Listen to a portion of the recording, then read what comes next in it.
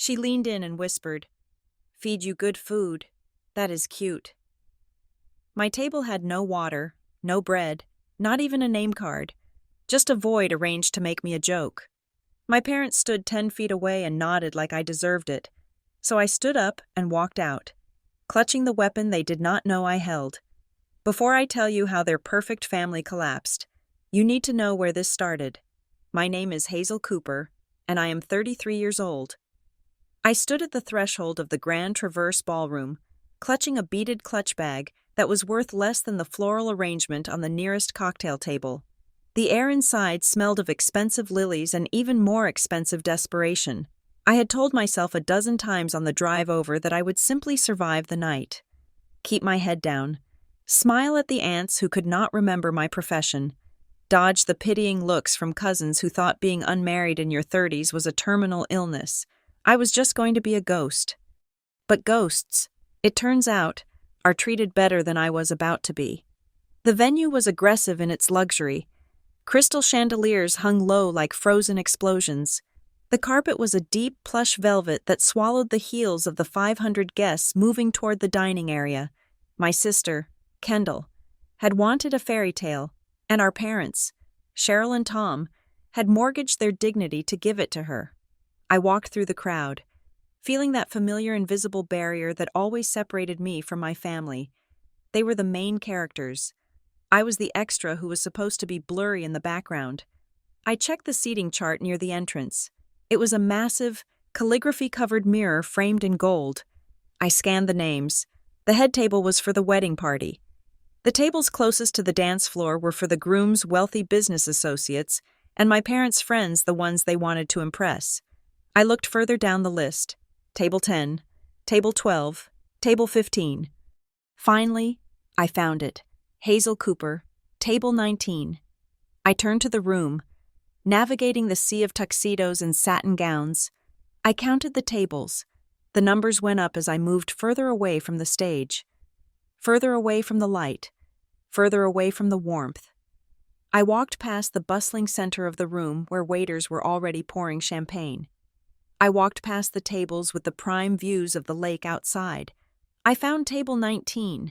It was pushed against the far wall, specifically tucked behind a large structural pillar that completely blocked the view of the head table and the dance floor. If I sat there, I would see nothing but beige plaster and the swinging door to the kitchen service corridor. But the location was not the worst part. I stopped and stared. Every other table in the room was a masterpiece of tablescaping. They had towering centerpieces of white hydrangeas, 3 distinct wine glasses per setting, gold-rimmed chargers, and heavy linen napkins folded into intricate swans. Table 19 had none of that.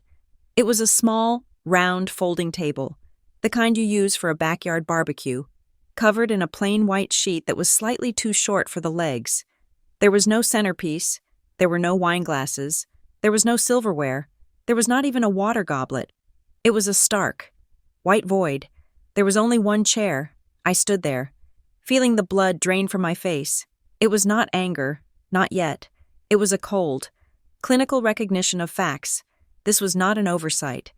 You do not accidentally set 500 places with precision and forget exactly one. This was architecture. This was a message. A few guests at the nearby table, Table 18, had stopped talking. They were looking at me, then at the empty table, then back at me. I could see the confusion in their eyes, followed quickly by that sharp, gleeful curiosity people get when they witness a public execution. I raised my hand, signaling a passing waiter. He was young, maybe 20 years old, carrying a tray of crab cakes. He saw me, saw the table, and his eyes widened. He looked like he wanted to turn around and run. "Excuse me," I said. My voice was calm. I was proud of that. "I think there has been a mistake. This table has not been set." The waiter lowered the tray, holding it like a shield against his chest. He glanced nervously toward the head of the room, where the bridal party was beginning to assemble for their grand entrance. He licked his lips. "I am sorry, miss," he whispered. He leaned in closer, his voice barely audible over the swelling string quartet. The banquet manager, he was given specific instructions. Instructions? I asked. Table 19 is self-service, he said. He flinched as he said it. We were told not to lay covers or provide beverage service. I am really sorry. He scurried away before I could ask another question, disappearing into the crowd as if he feared I was contagious. Self-service, at a black-tie wedding. I looked at the empty white cloth. It was a stage. They had set a stage for me to be the punchline. If I sat down, I was the pathetic sister in the corner with no food. If I made a scene, I was the jealous shrew ruining Kendall's big day. It was a trap, designed with the cruelty only a family member can maximize. The music swelled, the doors swung open, the DJ announced the new Mr. and Mrs. Brent Maddox. Kendall floated into the room. She looked magnificent. I had to admit, her dress was a cloud of lace and silk that probably cost more than my car. She was beaming, clutching Brent's arm. Brent looked smooth, polished, like a man playing the role of a groom in a toothpaste commercial. They waved. The room erupted in applause. They made their way through the tables, stopping to accept compliments. I stood still by my barren table, my hands clasped in front of me. I waited. I knew she would come. She could not resist. The payoff of a prank is seeing the victim. After all, Kendall guided Brent toward the edge of the room. She spotted me. Her smile did not waver, but her eyes changed. They sharpened. It was the same look she used to give me when we were children and she broke my toys, waiting to see if I would cry so she could call me a baby. She swept over, her dress rustling loudly. A hush fell over the corner of the room. The guests at table 18 and table 17 turned in their chairs. They sensed the electricity. Kendall leaned in. She did not hug me. She brought her face close to mine, smelling of champagne and expensive hairspray. "Oh, Hazel," she said, her voice pitched just loud enough to carry to the surrounding tables. "I see you found your spot." "There is no food, Kendall," I said. "There is no water," she giggled. It was a light, tinkling sound that made my stomach turn. "Well, we are on a budget, you know, and honestly, looking at you." She let her eyes rake down my body, lingering on my waistline. "I thought I was doing you a favor. Feed you good food." "That is cute, but maybe a night off from the buffet is what you really need." The silence that followed was absolute. I heard a gasp from a woman at the next table. A man cleared his throat awkwardly. This was not teasing. This was a public flaying. Kendall smiled at me, waiting. She wanted me to snap. She wanted me to scream, to throw a drink, to give her the story she wanted to tell for the next 20 years about her crazy, jealous sister. I looked past her. My parents, Cheryl and Tom, were standing 10 feet away. They had watched the whole thing. My mother was adjusting her diamond earring, looking pointedly at a flower arrangement. My father caught my eye. He did not look ashamed. He looked impatient. He gave a short, sharp nod, as if confirming the sentence. "It is a joke, Hazel," my father grumbled, his voice low but audible. "Do not be so sensitive. If you cannot take a joke, you can leave. Nobody is forcing you to stay." You can leave. That was the permission I needed. For 33 years, I had stayed. I had stayed when they forgot my birthdays. I had stayed when they praised Kendall's C- report cards and ignored my scholarships. I had stayed because I thought that if I just endured enough, eventually they would see me. I thought that loyalty was a currency I could bank and one day cash in for love. I looked at the empty table again. That was my balance sheet. It was 0. I felt a strange sensation in my chest. It was not the heat of rage. It was the cooling of lava into stone. The tether that had bound me to their approval for 3 decades snapped. It did not make a sound. It just severed. I looked at Kendall. She was still smiling, waiting for the tears. "You are right," I said. My voice was steady. I did not shout. I spoke with the flat, emotionless tone of an auditor reading a bankruptcy filing. "I do not need to eat here." Kendall rolled her eyes. "God, you are such a drama queen. Just sit down, Hazel." "No," I said. I took a half step back. "I think I will go. Enjoy your night." Kendall, really, soak it all in. I looked at my parents. Both of you, enjoy exactly what you have purchased here. What is that supposed to mean? My father snapped, stepping forward aggressively. It means, I said, meeting his eyes with a calmness that made him blink, that you will understand soon. I turned around. I did not run. I did not storm off. I walked with the measured pace of a woman who has nowhere to be but away from there. I could feel their eyes on my back. I could hear the whispers starting, the low hum of gossip spreading like a virus from table to table. Did you see that? Did you hear what the bride said? Who treats a sister like that? Kendall had wanted a spectacle. She got one. It just was not the one she thought she was directing. I walked out of the ballroom and into the grand foyer. The music faded behind me, muffled by the heavy oak doors. The foyer was cool and quiet, lined with marble and gold leaf. I headed toward the main exit. As I passed the reception desk and the administrative offices of the resort, a voice stopped me. It was loud, panicked, and coming from an open office door. I am telling you, the card is declining. It is coming back. Refer to issuer. I have tried it 3 times. I slowed down. I did not stop, but I lingered just long enough to glance inside. A man in a resort uniform, likely the banquet manager, was holding a phone to his ear, his other hand gripping a credit card terminal. He looked sweaty. "Sir, I understand that," the manager was saying into the phone, or perhaps to someone standing just out of my view. But the pre-authorization for the bar tab just failed. The contract states we need a valid card on file for the open bar, or we have to shut it down in 30 minutes. I saw a flash of a familiar suit jacket inside the office. It was the best man, Brent's brother, looking pale and frantically typing on his cell phone. "Just run it again," I heard the best man hiss. "It is a banking error. Run it for a smaller amount." "I tried 5,000, the manager said, his voice rising in frustration. "I tried 1,000. It is dead. Sir, the account is frozen or empty." I kept walking. A small, cold smile touched my lips. The crack, the first hairline fracture in the dam. They thought the money was endless.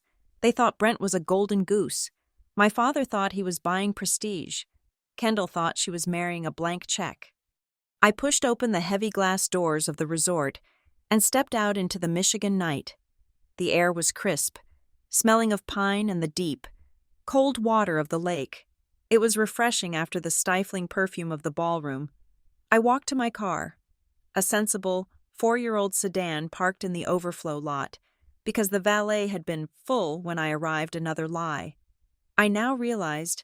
I unlocked the door and sat in the driver's seat. I did not start the engine immediately. I reached into my purse.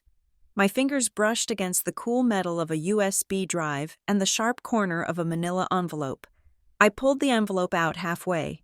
In the dim light of the parking lot, I could see the edges of the documents inside: public records, court filings, bank statements, a timeline of fraud that went back 5 years. I had brought them with me tonight as a last resort, a nuclear option. Part of me, the stupid, hopeful child part of me, had thought I might not need them. I had thought, maybe they will be nice. Maybe they will just let me eat my dinner and go home. If they had given me a plate of chicken and a glass of water. I might have left this envelope in the car. I might have let them have their illusion for a few more months before the inevitable collapse. I might have let my father find out on his own that he had signed his name to a vapor trail. But they gave me an empty table. They gave me a self-service life. I looked back at the glowing windows of the ballroom. I could see the silhouettes of people dancing. They were celebrating a merger, not a marriage. And they had no idea that the ink on the contract was already dissolving. I was not going to go back in there and scream the truth. That was messy. That was desperate. That was what the old Hazel would have done. The new Hazel, the one who sat at the empty table, knew better. You do not interrupt your enemy when they are destroying themselves. You just make sure the lights are on so everyone can see the wreckage. I slid the envelope back into my bag. I started the car. I was not the one who was going to ruin this wedding. The man inside, the one with the fake smile and the frozen bank account, had already done that. I was just the one who had called the cleanup crew, and they would be arriving very, very soon. The drive away from the resort was dark and quiet, the kind of silence that forces you to listen to the noise inside your own head. As the adrenaline of my exit began to fade, replaced by the steady hum of tires on asphalt, my mind did not go forward to the legal storm I was about to unleash. It went backward. It drifted all the way back to a perfectly manicured cul-de-sac just outside of Cleveland, Ohio. To understand why I could walk away from my sister's wedding without shedding a tear, you have to understand the architecture of the Cooper household. I do not mean the physical bricks and mortar, though those were impressive enough. I mean the emotional blueprints. We lived in a 2-story colonial that was aggressively normal. It was the kind of house that looked like it had been generated by an artificial intelligence asked to design the American dream. The lawn was always cut to exactly 2 inches. The shutters were painted a tasteful navy blue, and inside, in the main hallway leading to the living room, was what my father called the gallery. It was a shrine to our family history. Dozens of framed photographs arranged in a cascading collage. If a stranger walked in and studied that wall, they would assume Tom and Cheryl Cooper had only one daughter. There was Kendall at 5 years old, center frame, holding a ribbon from a dance recital. There was Kendall at 10, blowing out candles on a cake, the light perfectly illuminating her golden curls. There was Kendall at 16, posing in her prom dress, looking like a movie star. And then, if you looked very closely, you might find me. I was the blurry elbow on the edge of the frame in the Christmas photo. I was the back of a head in the vacation shot at Disney World.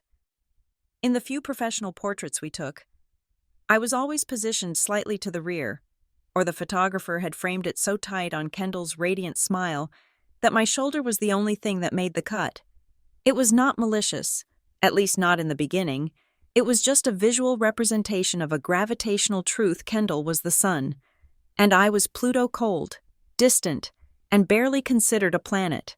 My mother, Cheryl, would vehemently deny this if you asked her. She would press a hand to her chest, look affronted, and say that she loved her girls equally, but the human voice is a traitor. It betrays secrets that the brain tries to keep. I learned to listen to the pitch of her voice before I was 7 years old. When I walked into the kitchen after school, her tone was flat, functional. "Hello, Hazel, put your bag away. Do not track mud." It was the voice of a shift manager speaking to an employee. But when the front door opened an hour later and Kendall breezed in, the register shifted. It went up an octave. It became warm, fluid, musical. "Kenny, oh, look at you. How was practice? You look exhausted. Sit down. Let me get you a juice." It was a subtle frequency shift, invisible to most, but to me, it was deafening. It was the sound of my own irrelevance. My father, Tom, operated on a different metric. He did not care about warmth. He cared about the resume. For him, children were assets to be liquidated in conversation at the golf club. You were only as valuable as the bragging rights you provided. Kendall was easy for him. Even when she was failing math, she was popular, or artistic, or socially gifted. When she drifted from job to job in her 20s, a receptionist, a personal shopper, an influencer with 300 followers, he spun it. She was finding her passion. She was entrepreneurial. I was a problem. I was good at school, but I was quiet. I did not play sports. And when I landed my current job, working remotely for a specialized risk assessment firm, he could not wrap his head around it. "But where do you go?" he would ask, frowning at my laptop. "I do not go anywhere, Dad. I work from here." "So you just sit there in your pajamas?" "I am analyzing forensic accounting data. Dad, it is a real job." He would just grunt and walk away. To him, if you did not put on a suit and drive to a building with your name on a door, you were unemployed. He would tell his friends I was in computers, waving his hand vaguely as if I played video games for a living. He could not brag about me, so he stopped talking about me altogether. But growing up in the shadows gave me a gift. When you are not the main character, You become the observer. When nobody looks at you, you are free to look at everyone else. I began to notice things, patterns, ticks, the tiny, microscopic leaks in people's masks. I noticed that the mailman only came late on Tuesdays, and that was the only day Mrs. Gable from down the street walked her dog at noon. I noticed that my math teacher erased the chalkboard with his left hand only when he was hungover. I did not have a name for it then. I just thought everyone saw the world in high-definition data points. I did not realize it was a survival mechanism until I was 16 years old. It was the year my father brought home a man named Jerry. Jerry was a visionary, according to my dad. He was an old college buddy who had re-entered my father's life with a tan, a bright white smile, and a plan to build luxury condos in Florida. Jerry came to dinner. He was charming. He brought wine for my mother and complimented Kendall on her hair. He told stories about yacht parties and celebrities. My parents were entranced. They were desperate to be part of that world, to have the kind of money that made you untouchable. I sat at the end of the table, pushing peas around my plate, and I watched Jerry. I watched him not eat. He took small bites but never swallowed while he was talking about money. I watched his eyes. Every time my father asked a specific question about permits or zoning, Jerry's blink rate increased. He would touch his tie, a quick, nervous flutter, before launching into a smooth, jargon-filled answer that meant nothing.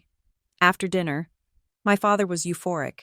He was talking about liquidating a savings account, maybe even tapping into the equity of the house. Ground floor opportunity, he kept saying. I waited until Jerry left. I found my parents in the kitchen, already celebrating with a bottle of scotch. "Do not give him the money," I said. My father turned, his face flushed with excitement. "What, Hazel? Go to bed." "He is lying," I said. I stood my ground, clutching the doorframe. "He is not building condos. He does not have the permits." "Excuse me," my father laughed. A harsh, dismissive sound. "And what do you know about Florida real estate development? Hazel, you are 16. "I do not know about real estate," I said. "But I know he touched his neck every time you asked about the timeline, and I looked at the brochure he gave you. The photo of the building site has a palm tree in the background that does not grow in that part of Florida. And his watch is a fake. The second-hand ticks. It does not sweep. A real Rolex sweeps." My mother sighed, slamming a cabinet door. "Oh, Hazel, stop it. You are always so negative. You are trying to ruin a good moment because you are not the center of attention." "He is a con man," I insisted, my voice shaking.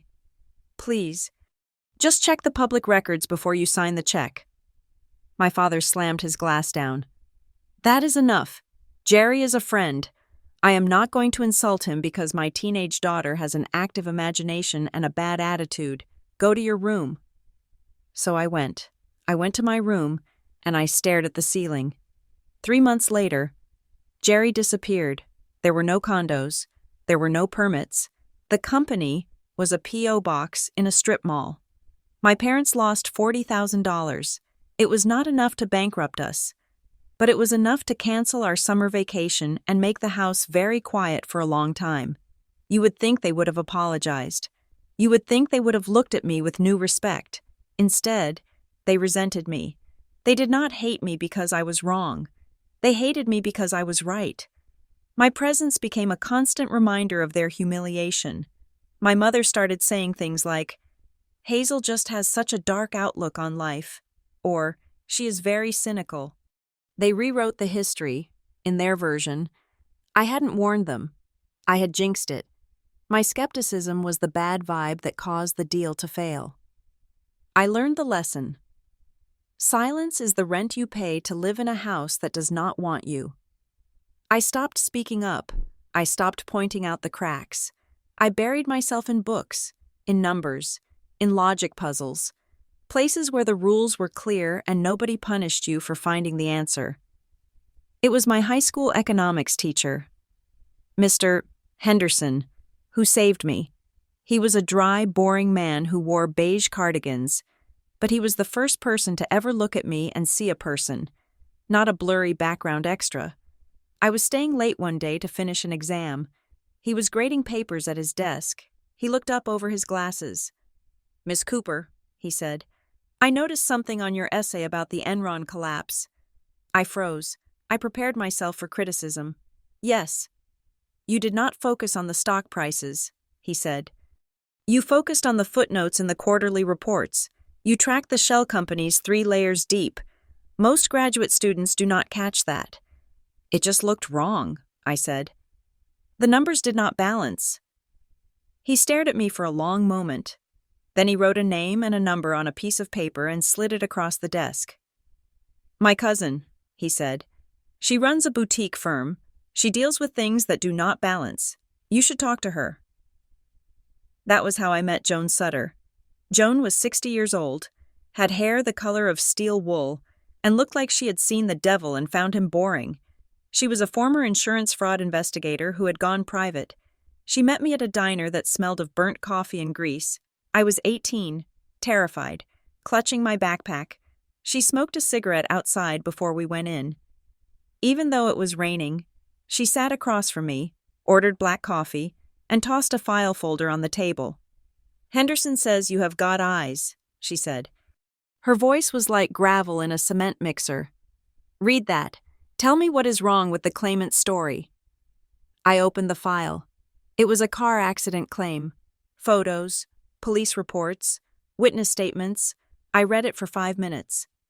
"The shadows," I said. "What?" "The photo of the crash site." I pointed. "The claimant says the accident happened at 4 in the afternoon on his way home from work.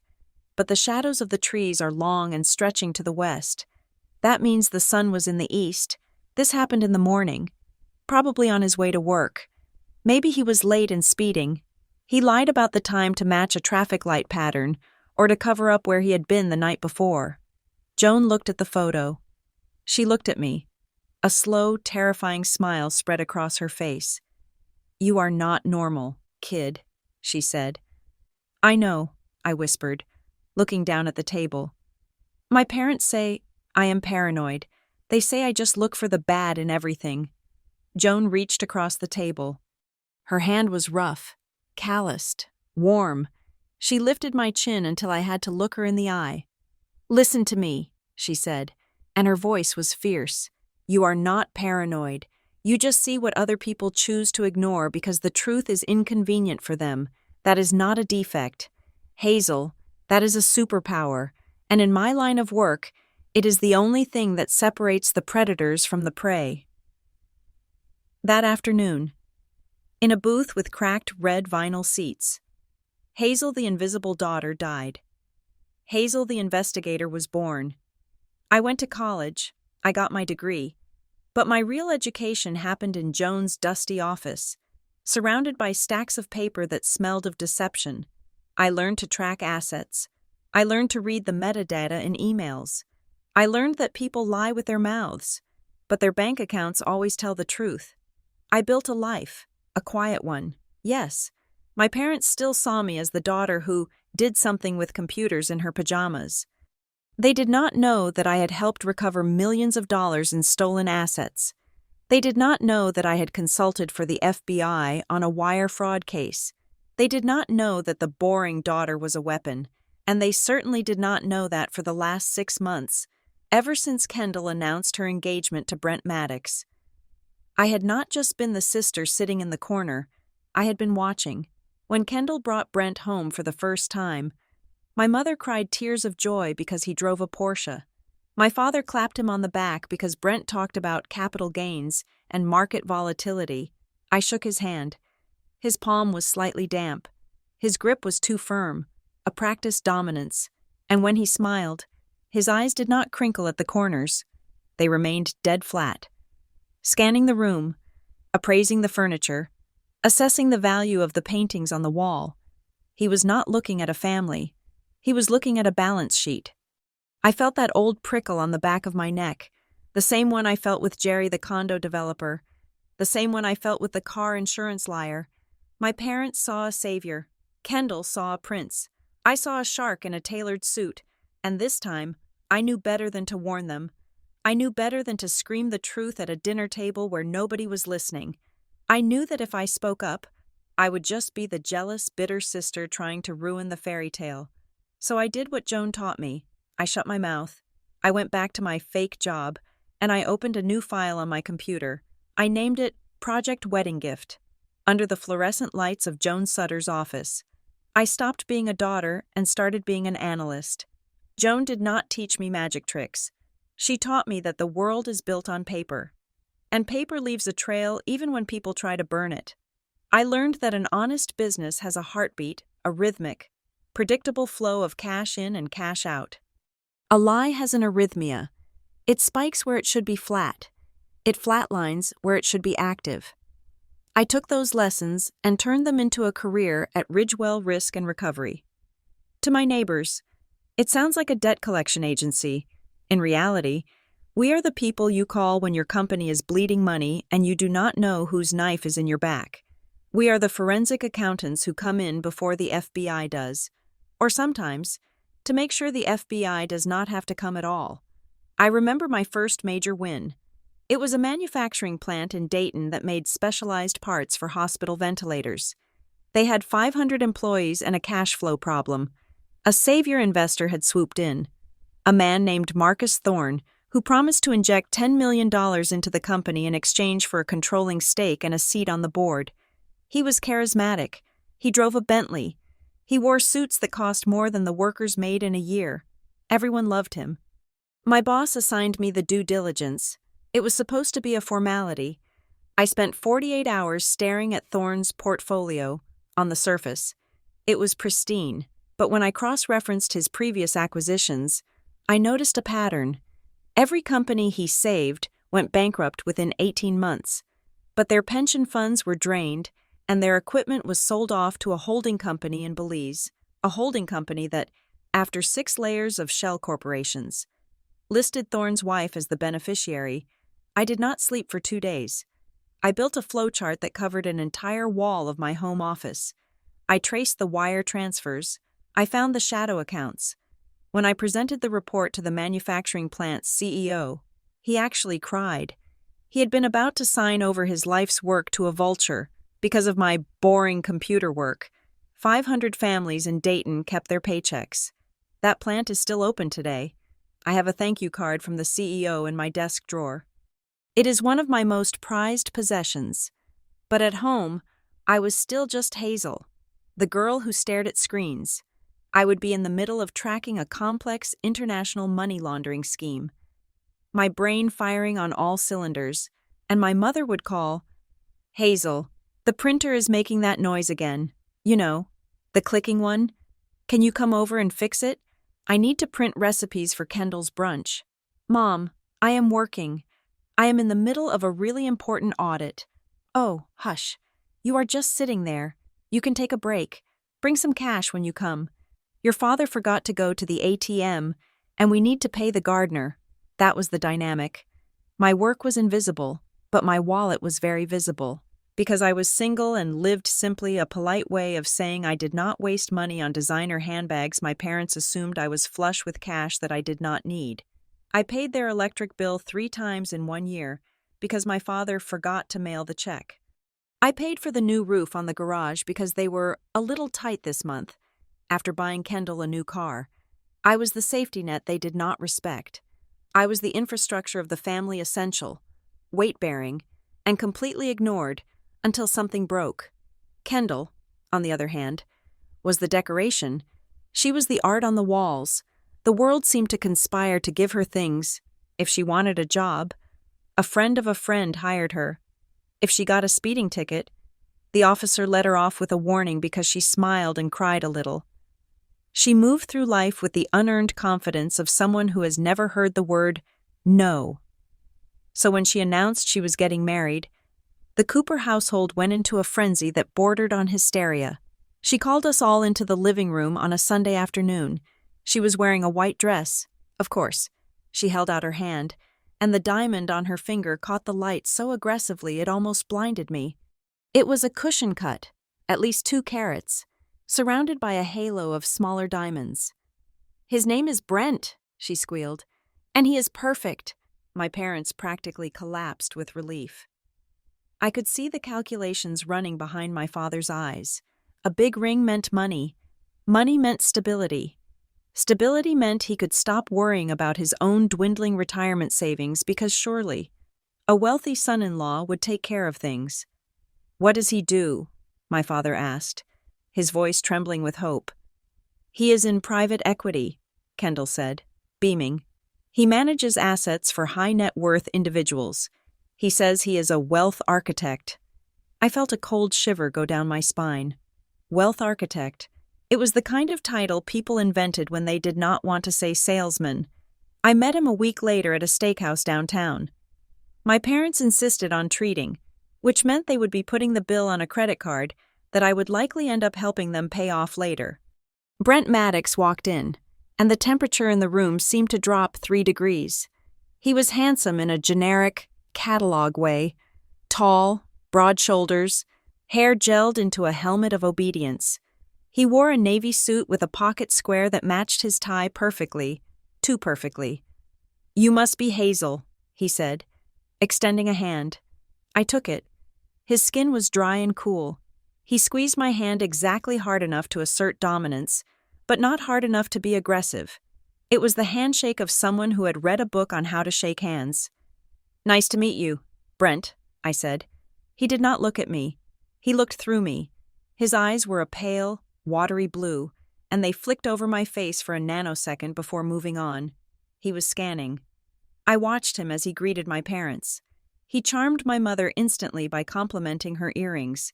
"Vintage, right. You do not see craftsmanship like that anymore," my mother preened, even though she had bought them at a department store sale last year. He turned to my father.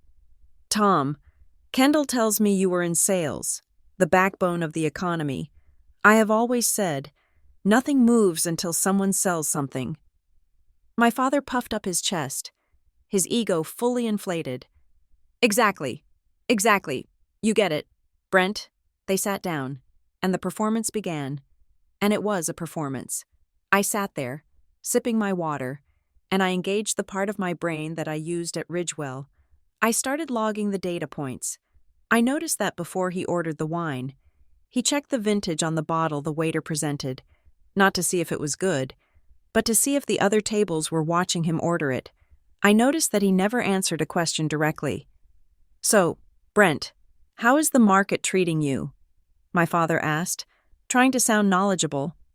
"Volatile, Tom, very volatile," Brent said, leaning back and swirling his glass.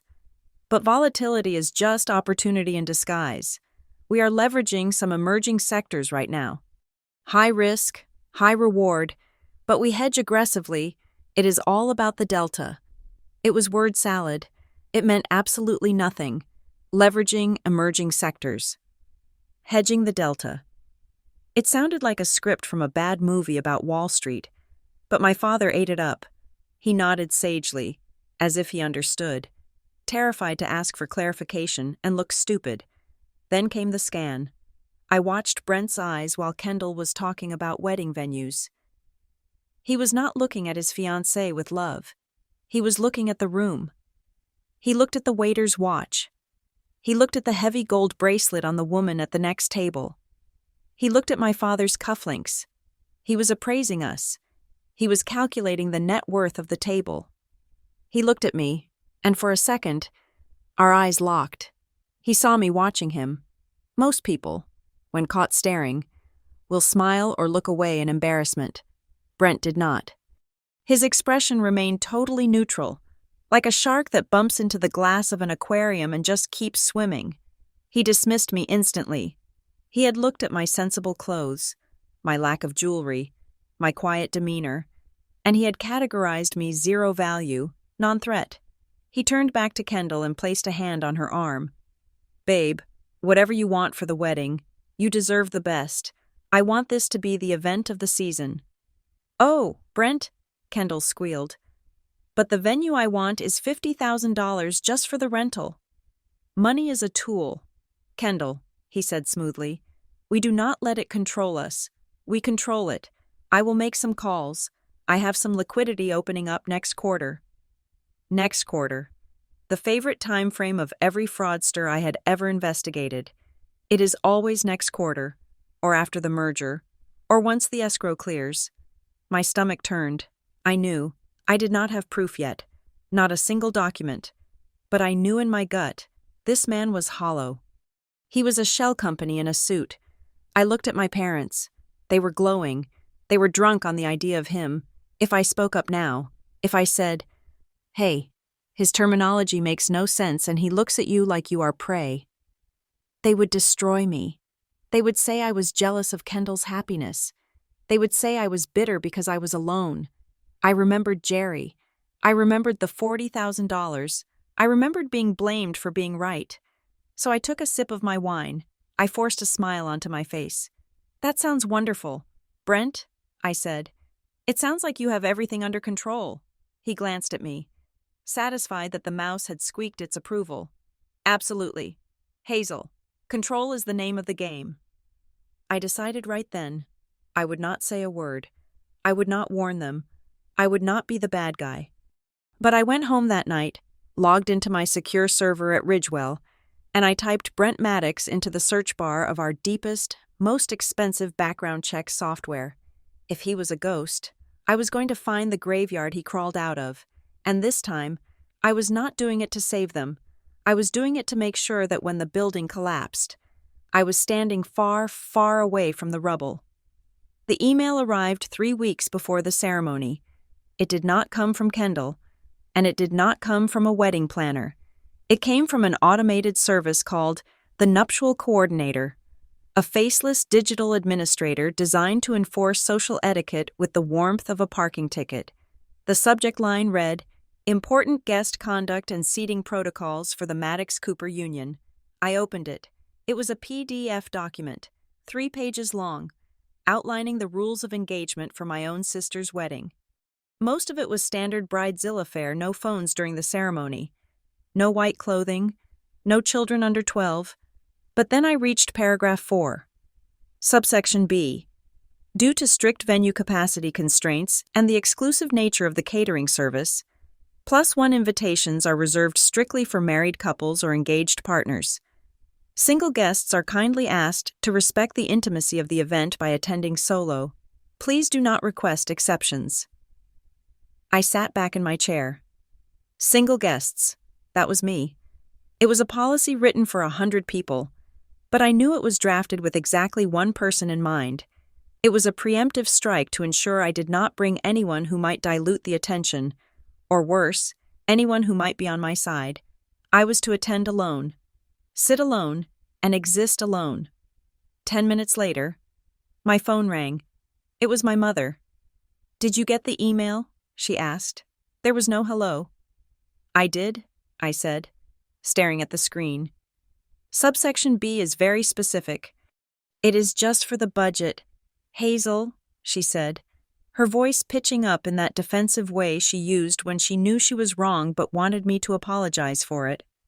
"Brent wants a very specific atmosphere, high caliber. We cannot have just random boyfriends or friends cluttering up the photos. I do not have a random boyfriend. Mom, I do not have a boyfriend at all, so I guess I am safe."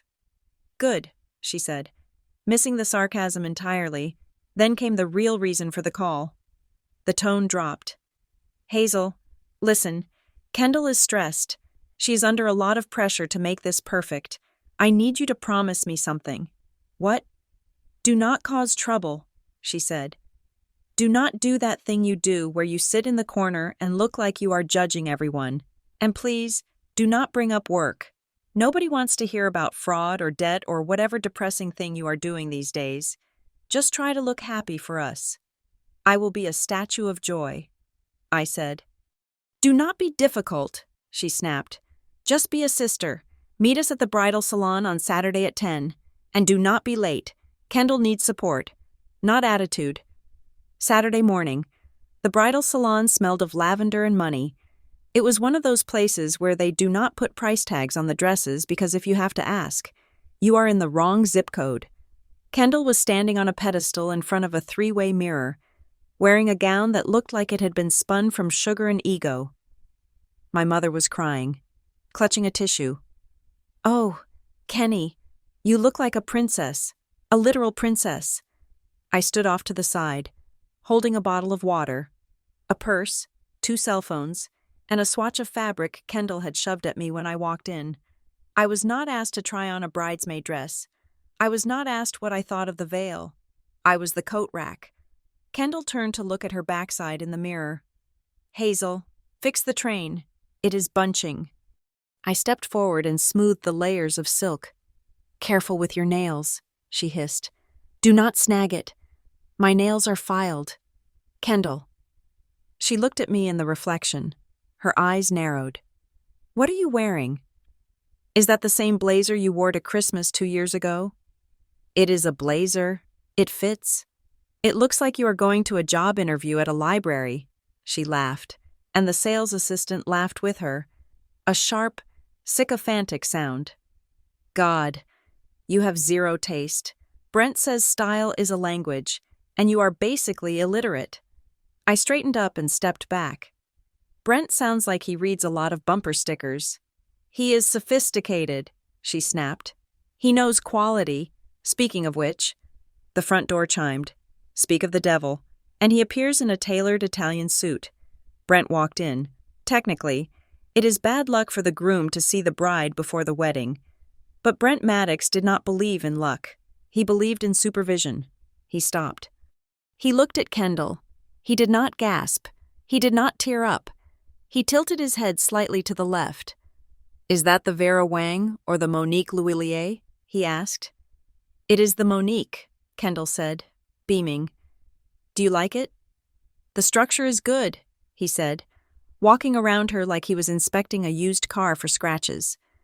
"But the lace on the bodice adds volume. We want you streamlined. How much is the alteration fee?" The sales assistant stepped in. "The alterations are capped at $800. Sir?" Brent frowned. $800. "For taking in a waist, I want to see an itemized breakdown of labor hours. Nobody touches a needle until I approve the quote." Kendall did not look upset that he was haggling over her dream dress. She looked proud. She looked at Mom and mouthed, "He is so smart with money." My father walked in a moment later, looking flushed and overly excited. He clapped Brent on the shoulder. "There he is, the man of the hour. I just parked the Lexus." "Valet, of course. Good to see you." "Tom," Brent said, distracted, still staring at the dress invoice the assistant had handed him. "I was just telling Cheryl," my father boomed, "that I am going to pitch in a little extra for the floral budget. I want those orchids you liked. Kendall, the imported ones. Daddy's got you." I froze. I knew my father's finances. I managed his tax returns 2 years ago before he decided I was too intrusive and switched to a strip mall accountant. He did not have orchid money. He barely had carnation money. If he was paying for imported orchids, he was pulling from his 401k or taking a line of credit. "Dad," I said, keeping my voice low, "are you sure orchids are expensive?" He shot me a look of pure venom. "I can provide for my daughter. Hazel, do not count my money for me. I am just saying." "Stop it," he hissed. "Right now." I shut my mouth, but my eyes were open. The sales manager approached the group with a clipboard. "Mr. Maddox, Miss Cooper, we just need a final signature on the venue contract addendum. Since you upgraded the lighting package and the champagne tier, the liability clause has been updated." "I will handle it," Brent said, reaching for the pen. "Actually," the manager said, "since the primary reservation is under the bride's name for the discount we applied, she needs to initial the guarantee." Brent paused. Just for a fraction of a second, his hand hovered. Then he smiled. That slick, practiced smile. "Of course," he said. He handed the clipboard to Kendall. "Just formalities. Babe, sign at the X." Kendall took the pen. She was looking at her reflection in the mirror, smiling at herself. She did not even look at the paper. I did. I have spent 10 years reading contracts that people try to hide. I can read upside down. I can read text that is moving. and I saw the header in bold print at the top of the page she was about to sign. Unconditional personal guarantee and indemnity agreement. It was not a venue rental receipt, it was a financial death warrant. It meant that if the bill was not paid, the venue could come after the signatory's personal assets, house, car, wages, savings, and since Brent's name was not on it, Kendall, wait, I said. She had the pen on the paper. What now, Hazel? Read it, I said. That is a personal guarantee. It makes you solely liable for the entire bill if the primary payment fails. Brent should sign that. It is his event, too. Brent turned to me. His eyes were cold chips of ice. We are a team. Hazel, what is mine is hers. We do not split hairs over who signs what, unless you think I cannot pay for my own wedding. He threw the challenge down like a gauntlet. If I said yes, I was calling him poor. I was insulting my sister's choice. I am just saying it is a legal document, I said. Standard practice is for both parties to sign. Oh my God, stop being so jealous. Kendall groaned. You just cannot stand that I am happy and you are alone. I trust him. Hazel, unlike you, I trust people. She scribbled her name. The ink was dark and permanent. She handed the clipboard back. Done, she said triumphantly. Now, can we go get lunch? I am starving. They left in a flurry of laughter and plans. I walked out behind them, carrying Kendall's purse, which felt heavier than it should have. That night, I did not sleep. I sat in my home office, the blue light of 3 monitors illuminating my face. I had the name of the company Brent claimed to run Sterling Horizon Capital.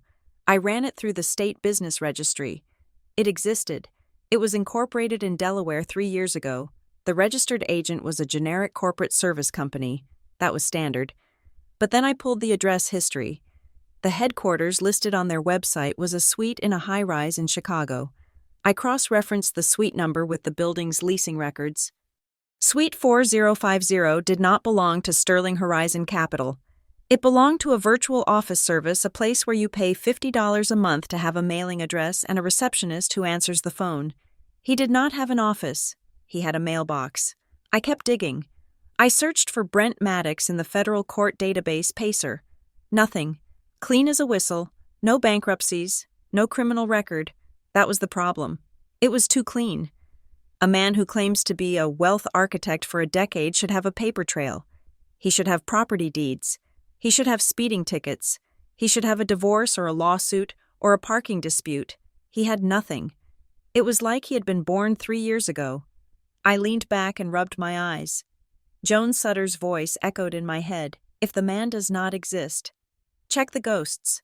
I went back to the business registry. I looked at the original incorporation documents for Sterling Horizon Capital.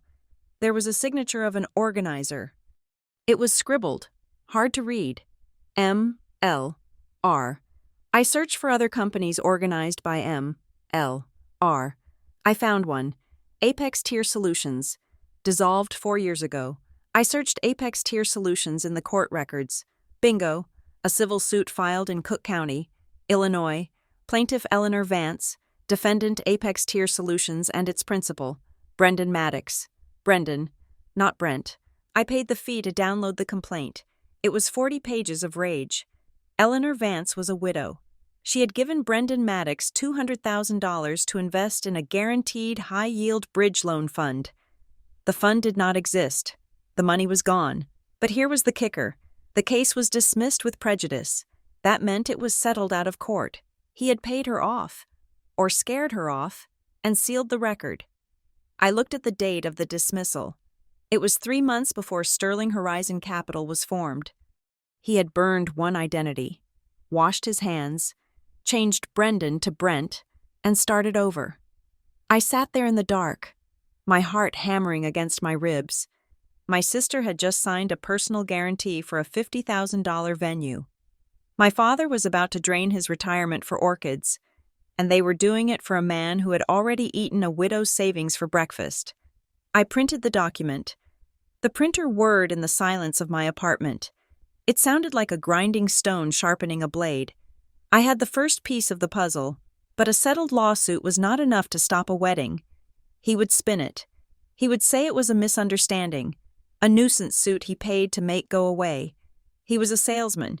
He could sell an excuse. I needed more. I needed a current crime. I needed to know who he was bleeding right now, and I knew exactly how to find out. I looked at the bottom of the lawsuit, the plaintiff's lawyer. But more importantly, there was a witness list attached to the initial filing before it was sealed. One name stood out, Marla Gentry, listed as former administrative assistant to the defendant. If anyone knows where the bodies are buried, it is always the assistant. I picked up my phone. It was 2 a.m. I did not care. I started typing an email. Subject regarding Brendan Maddox. Dear Miss Gentry, I believe we have a mutual acquaintance who is about to ruin my family. I need to talk to you. I hit send. The wedding was coming. But so was I. The petition for a legal name change is a boring document. It is just a standard government form, usually filed in a dusty clerk's office, asking for a judge's permission to alter your identity. Most people do it for marriage or divorce. Some do it to correct a spelling error on a birth certificate. But when I pulled the file from the Cook County Archives, dated 4 years ago, I saw the truth. Petitioner Brendan Arthur Maddox. Requested name: Brenton Miller Maddox. Reason: personal preference. He had dropped the Arthur. He had tweaked the Brendan to Brenton, which he then shortened to Brent. It was subtle. It was not a complete fabrication, which would have been illegal. It was just enough of a shift to confuse the credit bureaus. It was just enough to ensure that if you Googled Brent Maddox, you would not find the lawsuits against Brendan Maddox. It was a camouflage maneuver. I sat in my home office, staring at the PDF on my screen. My coffee had gone cold hours ago. This was not the act of a man who simply wanted a fresh start. This was the act of a man who needed to bury a body, and that body was his own financial history. I called Joan Sutter, even though she was semi-retired. She still kept a roster of contacts that could find a needle in a haystack, or in this case, a grifter in a tailored suit. I need you to run a pattern check, I told her, skipping the pleasantries. I have a name change and a dissolved company called Apex Tier Solutions. I need to know if this is a solo act or a franchise. Joan called me back 2 hours later. Her voice was grim. You are not going to like this. Kid, she said. I reached out to a buddy in the fraud division in Chicago. Your boy Brent. He is not the mastermind. He is a disciple. Explain, I said, grabbing a pen. There was a seminar group operating out of the Midwest about 5 years ago, Joan said. They called themselves the Alpha Ledger. They taught creative leverage strategies. Basically, they taught charming, good-looking sociopaths how to use other people's credit to fund a lifestyle they could not afford. The strategy is specific. They do not steal your credit card. That is petty theft. They get you to sign as a guarantor. The venue contract, I whispered. Exactly, Joan said. They target the pampered. They do not go after the shark. They go after the goldfish that thinks it is a mermaid. They find a partner with good credit but no financial literacy. Someone who is used to getting what they want. They convince the partner that credit is shared and love is trust. They rack up debt in the partner's name: luxury cars, apartments, business loans. When the bill comes due, the guy vanishes, and because the partner signed the guarantee, the debt is 100% legal. It is not fraud in the eyes of the bank. It is just a bad breakup. I felt the blood drain from my face. They target the pampered, Kendall, who never balanced a checkbook because my father always just handled it, Kendall, who signed that venue contract without reading a single word because she was too busy looking at herself in the mirror. I hung up the phone and drove to my parents' house. I needed to see the paperwork, all of it. My mother was in the kitchen, aggressively arranging flowers for the rehearsal dinner. The house was a chaotic staging ground for the wedding. Boxes of favors, ribbons, and gift bags were stacked everywhere. Oh, Hazel, she said, barely looking up. Good, you are here. Can you take these boxes to the garage? They are cluttering up the island. Where is Dad? I asked. He is at the tailor with Brent. They are getting the final fitting for their tuxedos. Brent insisted on this Italian wool. It is $3,000 a suit. Can you believe it? But he says image is an investment.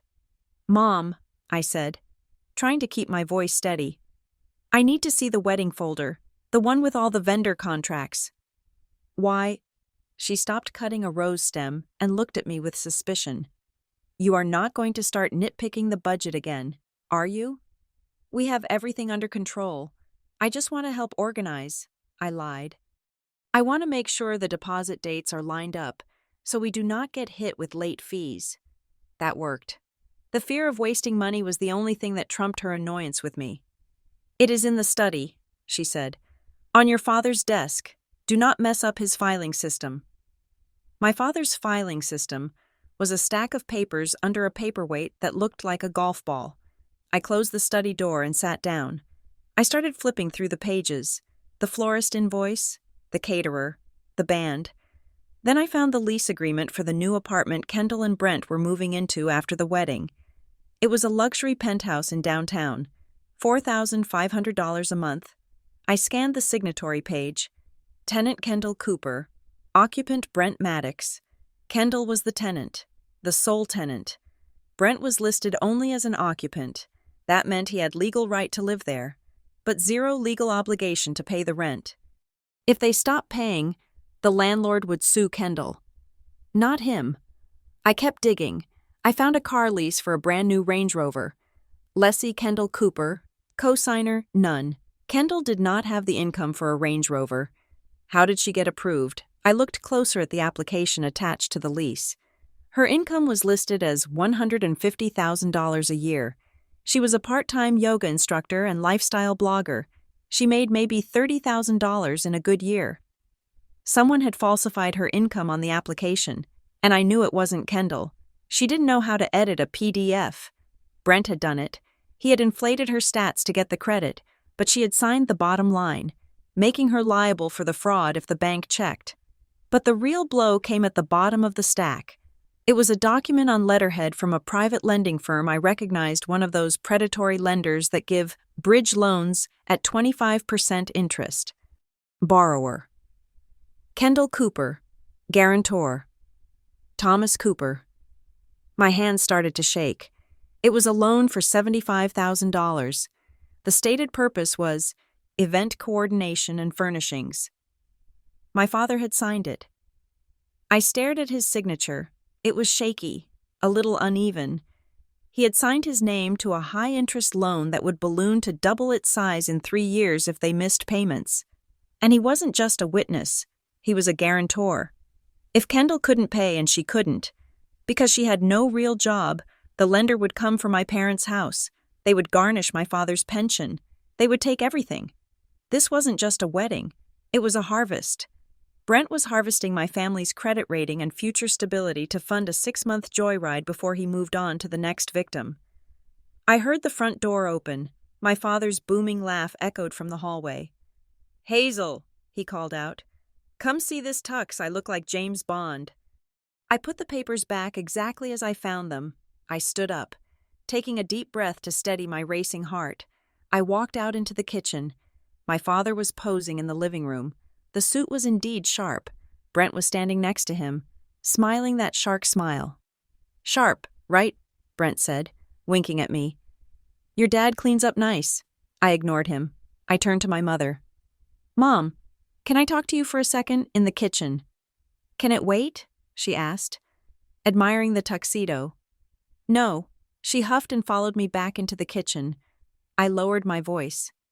"Mom, I looked at the papers." "I told you not to snoop," she said, reaching for a towel. "Dad signed a guarantee for a $75,000 loan." I said, "Did you know about that?" She froze. Her eyes darted to the doorway to make sure the men weren't listening. "It is just a formality. Hazel," Brent explained it. "It is a bridge loan because his assets are tied up in escrow until next quarter. He is going to pay it off in full as soon as the market corrects." "Mom," I said, grabbing her wrist. "There is no escrow. There is no market correction." Brent changed his name 4 years ago to hide a history of debt. The apartment is in Kendall's name. The car is in Kendall's name, and now, this loan is on Dad's back. If Brent walks away, you lose the house. She yanked her hand away. Stop it, she hissed. Just stop it. I am trying to save you, I whispered furiously. He is a con artist. I have proof. I can show you the court records. I do not want to see your records, she shouted, her voice cracking. You are obsessed. You cannot stand that Kendall found someone successful. You have to tear it down. You have to find the dirt. Why are you like this? Why can't you just be happy for your sister? Because she is walking into a trap. The only trap here is your negativity, she said, pointing a finger in my face. Brent loves her. He loves this family. He treats your father with respect, which is more than I can say for you right now. I do not want to hear another word about this. Not one word. If you say anything to your father and ruin his mood, do not bother coming to the wedding. She stormed out of the kitchen, wiping tears from her face. I stood there, alone in the smell of cut flowers and impending doom. I looked through the doorway. Brent was fixing my father's tie. He said something, and my father laughed, patting him on the cheek. They were gone. They were too far gone to be pulled back with words. If I showed them the papers now, they would rationalize it. They would say I forged them. They would say I was crazy. Brent would spin a story about identity theft or a misunderstanding, and they would believe him because they wanted to believe him. They needed the lie more than they needed the truth. I realized then that I could not stop the wedding. The momentum was too great. The train had left the station. I scanned the documents I had taken photos of in the study. I added the name change petition. I added the dissolved company records. And then, I saw a reply in my inbox. It was from Marla Gentry. Dear Hazel, I wondered when someone would finally ask. Yes, I will talk. And I have emails. He did not just ruin my credit. He made me sign a non-disclosure agreement. But the agreement becomes void if he commits a felony. And what he is doing to your family if he falsified income on a federally insured loan application, that is a felony. I am ready. I printed the email. I put it in a fresh manila envelope.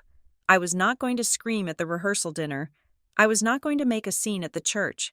I was going to wait. I was going to let him think he had won. I was going to let him sit at the head table, drinking champagne, thinking he had successfully consumed another family. And then, when the check came literally, I was going to hand it to him. My mother was right about one thing. I do look for the ugly, and I had found it. Now, I was just waiting for the right lighting to display it. The GPS on my dashboard announced that I had arrived at the Shores Resort and Spa, a sprawling complex of glass and timber perched on the edge of Grand Traverse Bay. It was the kind of place that charged you $12 for a bottle of water and called it hydration therapy. The sun was setting over the water, painting the sky in violent streaks of purple and orange, but the beauty felt cold. It looked less like a wedding venue and more like a fortress built to keep reality out. I parked my car in the overflow lot, the only place my standard pass allowed me to go. I checked my reflection in the rearview mirror. My makeup was armor. My dress was a dark, nondescript navy that said, I am here to witness, not to participate. I touched the heavy leather of my handbag. The envelope inside, containing the name change petition, the dissolved company records, and Marla Gentry's testimony, felt hot against my side. Like a radiation leak, I was early. I wanted to be in position before the masses arrived. I wanted to see the stage before the actors took their places. As I walked toward the main ballroom entrance, the air was biting. It was late October in Michigan, and the wind coming off the lake had teeth. I pulled my coat tighter and stepped through the automatic sliding doors into the lobby. It was silent, but not peaceful. It was the tense, vibrating silence of a bomb squad trying to cut the red wire. Two men in identical beige blazers were standing behind the reception desk, their heads bent together over a computer monitor. One was the banquet manager I had seen briefly during the site visit months ago, a man named David who usually wore a practiced smile. Today, he looked like he had not slept in a week. I ran it again at 4 o'clock, David was hissing. his voice low but carrying in the cavernous lobby. "The wire transfer has not cleared. The bank says it is pending authorization."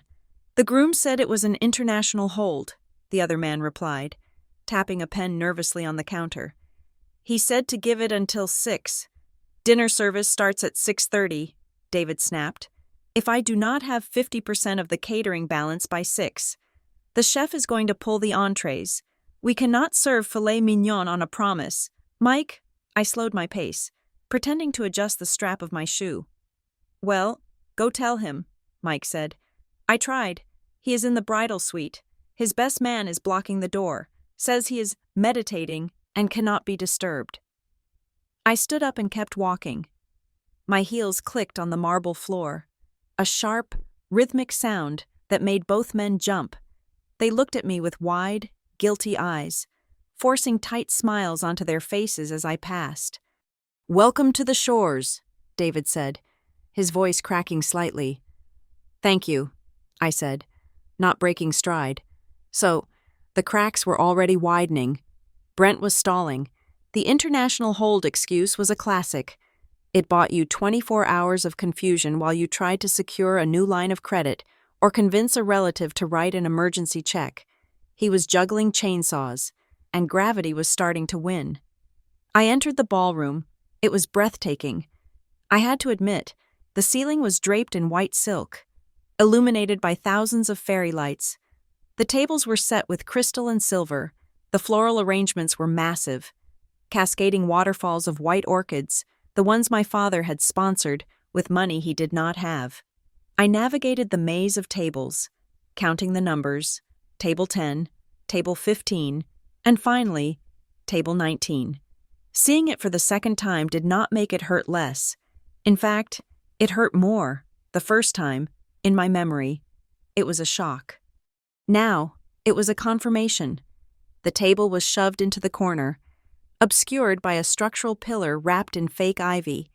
It was a folding table, smaller than the rest, covered in a tablecloth that did not match the ivory linen of the main room. It was stark white, harsh, and cheap, and it was empty. No place setting, no water glass, no silverware, just a bare surface waiting for me to occupy it like a punishment. I pulled out the single metal chair and sat down. The metal was cold against my back. From this angle, I could not see the head table. I could not see the cake. I could only see the backs of the guests at table 18 and the swinging door to the kitchen. The room began to fill. The guests flowed in like a tide of satin and cologne. I recognized faces, cousins I had not seen in years, neighbors from my childhood street, my father's old business partners. They laughed and greeted each other, finding their seats at tables laden with wine bottles and appetizers. Nobody looked at table 19. It was as if a perception filter had been placed around me. I was a glitch in the simulation that everyone politely agreed to ignore. Then came the fanfare. The doors swung wide. The music swelled, a string quartet playing a pop song transformed into a lullaby. Kendall and Brent entered. I watched them through the gap between the pillar and the wall. They looked perfect. Kendall was radiant, her smile blinding. Brent was the picture of confidence. Waving to the crowd, his hand resting possessively on the small of Kendall's back. He looked like a man who owned the world. But I had the eyes Joan Sutter gave me. I looked closer. I saw the tension in Brent's jaw. I saw the way his eyes darted to the side of the room where the banquet manager was standing with a clipboard. Looking grim, Brent's smile never faltered, but his blink rate was rapid. He was calculating time. He was wondering if the food would come out before the manager pulled the plug. They made their rounds, they hugged the wealthy aunt, they toasted the business partner, and then, inevitably, they drifted toward the corner, toward me. The crowd near us quieted down. They sensed the shift in gravity. The perfect couple was approaching the problem sister. Kendall stopped in front of my table. Her dress took up so much space that I had to lean back to avoid being swallowed by tulle. She looked down at the empty white cloth, then at me. "Oh, Hazel," she said. Her voice was loud, too loud.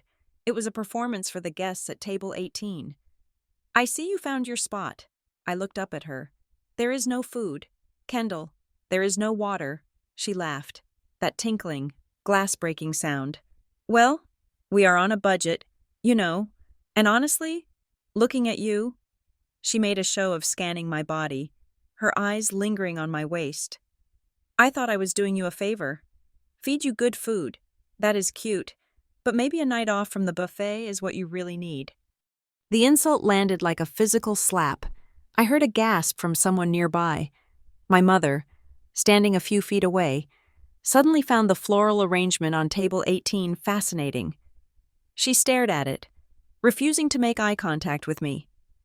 My father cleared his throat, looking annoyed that I was existing in a way that caused a scene.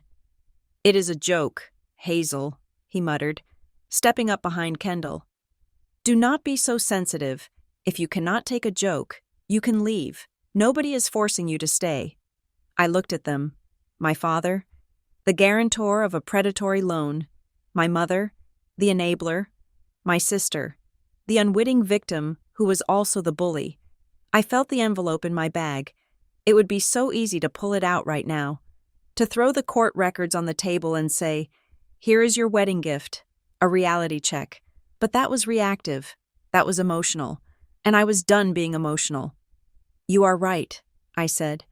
Standing up, my legs felt strong. My heart was beating a slow, steady rhythm. "I do not need to eat here. I think I will go." Kendall rolled her eyes. "God, you are such a drama queen." I picked up my purse. I looked at Brent. He was standing slightly behind Kendall, checking his watch. He looked bored. He looked like he had won. "Enjoy exactly what you have purchased here," I said to the group. I turned my back on them. I took one step away from the table, intending to walk straight out the door and let the banquet manager shut down the bar in 20 minutes when the card declined again. But then, the air in the room changed. It was not a sound. It was a pressure drop. I looked toward the main entrance of the ballroom. About 30 feet away, the double doors had opened, but it was not a waiter coming through. A man stood in the doorway. He was not wearing a tuxedo. He was wearing a gray suit that was 2 sizes too big for him. He had a receding hairline and carried a thick leather portfolio under one arm. He did not look like a guest. He did not look like staff. He looked like the law. He stood there for a second, scanning the room. He was not looking at the bride. He was not looking at the flowers. He was looking for a face. His eyes swept past me and locked onto the group behind me. I turned my head slightly to see Brent. The reaction was instantaneous. Brent had been in the middle of a sip of champagne. He froze. The glass stopped halfway to his mouth.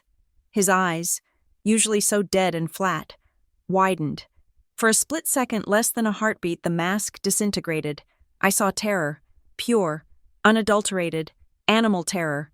He lowered the glass. His hand was shaking. A tiny splash of champagne spilled over the rim and landed on his expensive Italian cuff. But he did not notice. The man in the gray suit started walking. He did not rush. He walked with the heavy, inevitable plod of a glacier. He was walking straight toward us. I stopped moving. I stood still in the aisle, clutching my bag. I realized then that my timeline was wrong. I had thought I had hours. I had thought I would wait until the cake cutting to drop the hammer, but someone else had beaten me to it. I looked at the stranger again. I knew that walk. I knew that portfolio. I had seen men like him in the lobbies of courthouses and the waiting rooms of defaulting businesses. He was a process server, and judging by the intensity of his focus, he was not here to deliver a parking ticket. Brent took a step back. He looked left, toward the kitchen exit. He looked right, toward the patio doors. He was looking for an escape route. "Brent," Kendall asked, noticing his movement. "What is wrong? Where are you going?" Brent did not answer her. He could not answer her. His throat was visibly working, trying to swallow the panic rising in his chest. I looked at the stranger, then back at Brent. A cold, dark satisfaction uncurled in my stomach. I did not need to be the one to ruin the wedding. I just needed to be the one to watch it happen. The storm had arrived, and it was wearing a gray suit. The man in the gray suit did not stop until he was 2 feet away from the happy couple. He did not care about the expensive tulle of Kendall's dress or the Italian wool of Brent's tuxedo. To him, they were not a bride and groom. They were coordinates on a map that he had finally pinned down. "Brendan Arthur Maddox," the man asked. His voice was flat, carrying the boredom of a professional who did this 20 times a day. Brent flinched. The use of his birth name, the one he had legally buried 4 years ago, was like a physical blow. He tried to laugh, but it came out as a strangled cough. "You have the wrong person," Brent said, his smile tight and brittle. "My name is Brent, and this is a private event. You need to leave." The man did not blink. He reached into his portfolio and pulled out a thick, yellow envelope. It was heavy. You could tell just by looking at it that it contained the kind of paperwork that ruins lives. "I have a photograph attached to the file, sir," the man said, "and I have a confirmation of identity from your previous employer. You are Brendan Maddox. You are hereby served with a summons to appear in the Circuit Court of Cook County regarding the reopening of civil case number 4920. He thrust the envelope toward Brent's chest. It is a reflex. When someone hands you something, you take it. Brent's hand shot up automatically, grabbing the envelope before he realized what he was doing. "Consider yourself notified," the man said.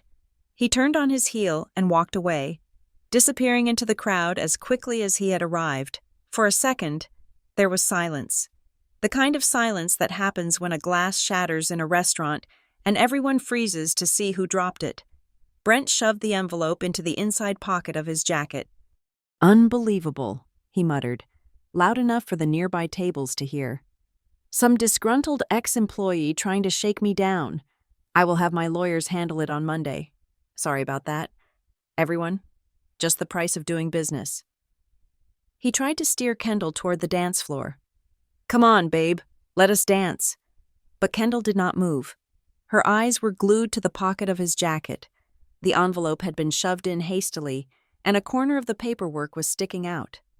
"Brent," she said, her voice trembling, "I saw the stamp. It is nothing. Kendall." "It said court," she whispered. "It said fraud division. I saw the red stamp." "You are imagining things," he snapped, his grip on her arm tightening. "It is a nuisance suit. I told you. High-level finance attracts parasites. Ignore it." "Excuse me." A new voice entered the circle. It was David, the banquet manager. He looked like he was about to vomit, but he held his ground. He stepped into the space between the couple and the guests, clutching his clipboard like a shield. "Mr. Maddox," David said, his voice shaking but audible. "I'm sorry to interrupt, but I've just received a final decline notification from the merchant service." "Not now," Brent hissed, his eyes darting around the room. "We will sort it out tomorrow."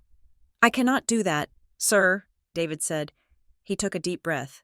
"Per the contract terms regarding non-payment of the final balance, I have been instructed to suspend all food and beverage service immediately. The kitchen has been told to hold the main course." The whisper started at table 18 and spread outward like a ripple in a pond. "Suspend service non-payment." The card declined. Kendall looked at the manager, then at Brent. Her face went pale beneath her makeup. "What is he talking about?" "Brent, you said you transferred the money this morning. You showed me the confirmation screen on your phone." "It is a banking error," Brent shouted, losing his composure. "I have millions in assets. This is a glitch." "It is not a glitch if it happens 3 times, David said quietly. "We need a valid card, or we need to clear the room." The humiliation was absolute. The guests were staring. My father, Tom, was standing with his mouth open, his face a mask of confusion. My mother was gripping the edge of a table, looking like she might faint. And then, Kendall did exactly what I knew she would do. When her world cracks, she does not look for the cause. She looks for a target. She whipped her head around and locked eyes with me. "You," she shrieked. She pointed a manicured finger at my face. "You did this?" I stood perfectly still by my empty table. "I did what?" "Kendall, you called them," she screamed, tears starting to stream down her face. "You called the bank. You hacked his accounts. You are jealous because I have everything and you have nothing. So you are trying to humiliate us. How could you do this to your own sister? It was absurd. It was technically impossible, but logic does not matter to a drowning person. They will climb on top of anyone to get a breath of air. My mother stepped forward, her eyes blazing. Hazel, is this true? Did you tamper with something I told you not to cause trouble? She did not do it. The voice came from the entrance of the ballroom. It was a woman's voice, calm, weary, and carrying the weight of hard-earned authority. We all turned.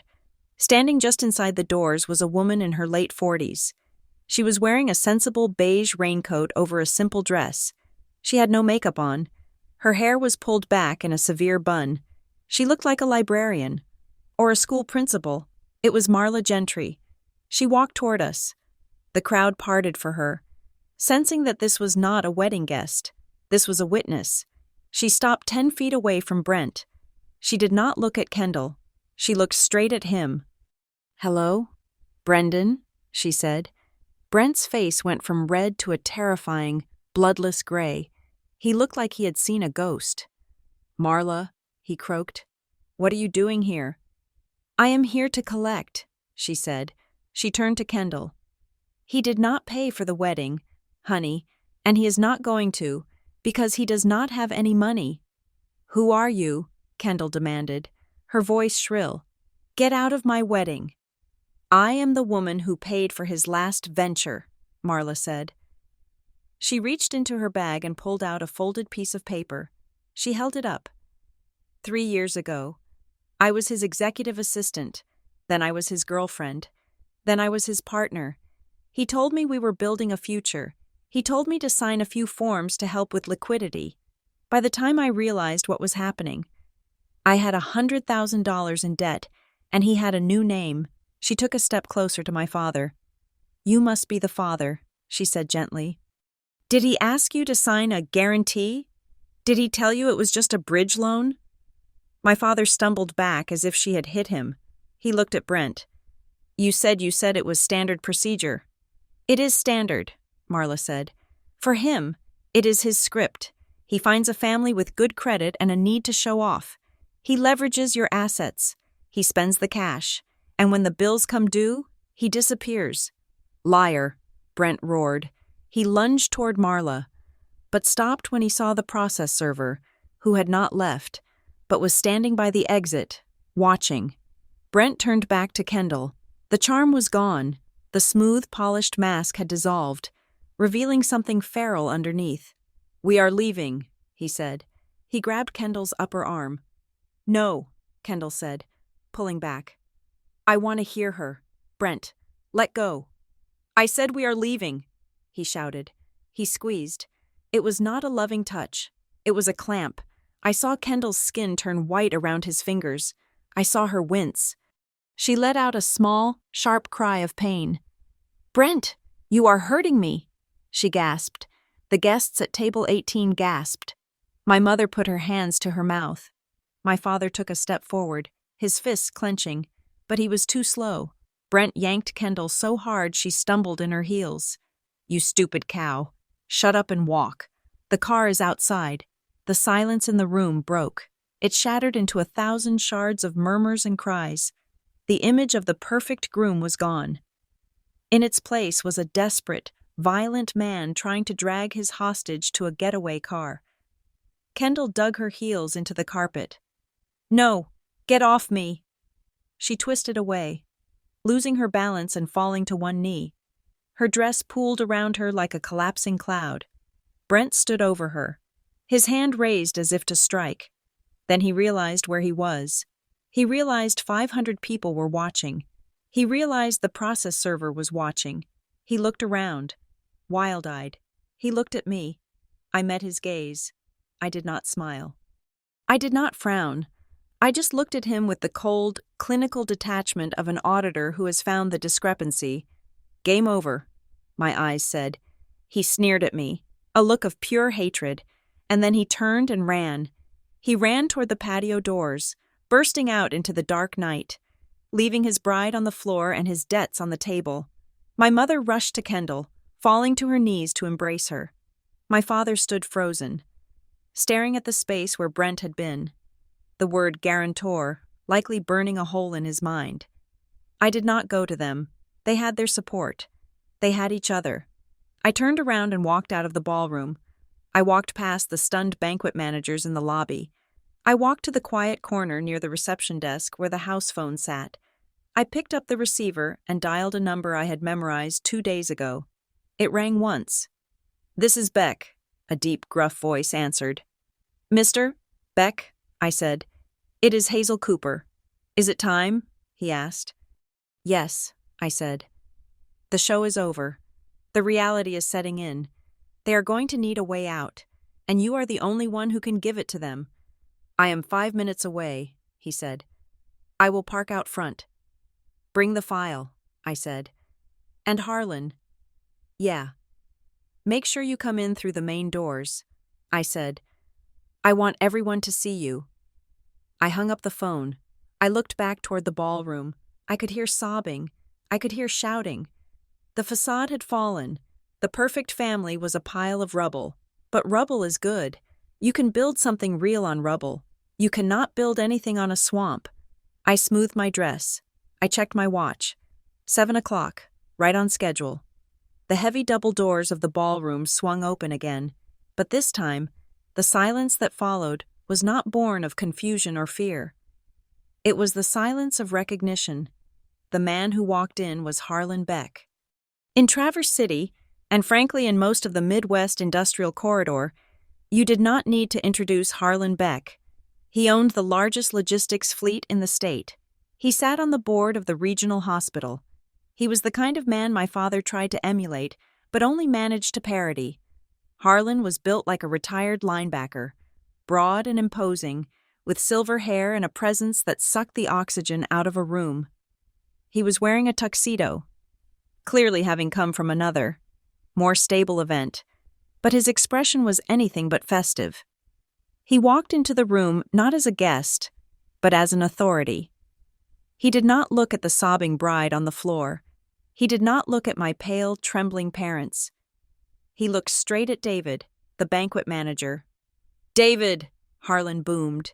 His voice was deep, a baritone that reached the back corners of the hall without a microphone.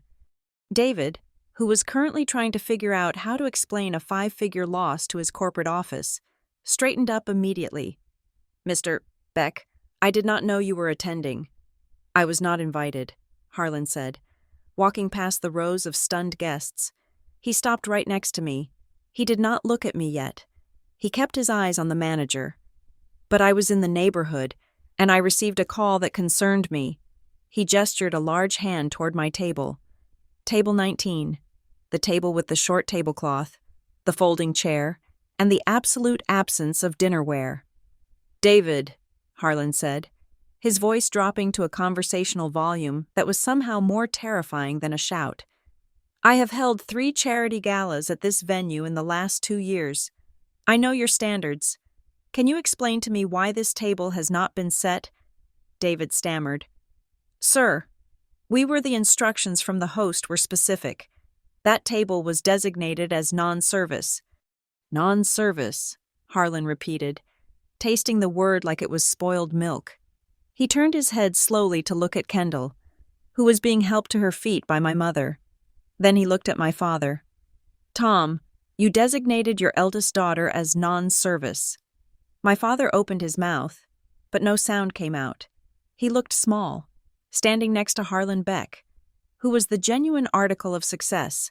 My father looked like a child playing dress-up in his guaranteed loan tuxedo. "It was a family joke," my mother squeaked, trying to salvage the unsalvageable. "It was just a little teasing. Hazel understands." "A joke," Harlan said. He finally turned to me. He smiled, and it was a genuine, warm smile, the kind my father had never given me in 33 years.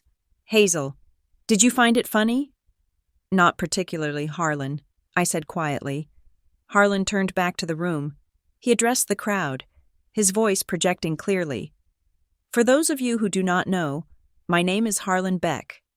2 years ago, my company was hit by an internal embezzlement scheme. It was sophisticated. My own CFO was involved. We were looking at a total collapse. 300 jobs were on the line. The auditors missed it. The lawyers missed it. He placed a hand on my shoulder. It was heavy and grounding. Hazel Cooper found it, he said. She found it in 48 hours.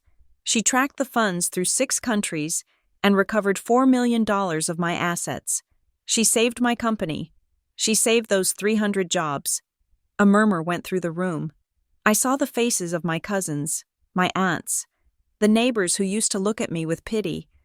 Their expressions were shifting, morphing from pity to shock, and then to a strange, uncomfortable reverence. So, Harlan continued, his eyes hardening as he looked at Kendall, when I hear that the woman who saved my legacy is being refused a bread roll at her sister's wedding because she is on a budget, or because she is the failure of the family, I have to ask myself. He paused, letting the question hang in the air like a guillotine blade. Who exactly is paying for this party? Because I know Hazel's billable rate, and I assure you, she does not need to beg anyone in this room for a meal. In fact, she could probably buy this entire venue if she felt like it. It was an exaggeration I could not buy the resort, but it was the kind of hyperbole that wealthy people respect. It signaled power. It signaled that the hierarchy of the Cooper family was not just wrong, it was inverted. Kendall pulled away from my mother.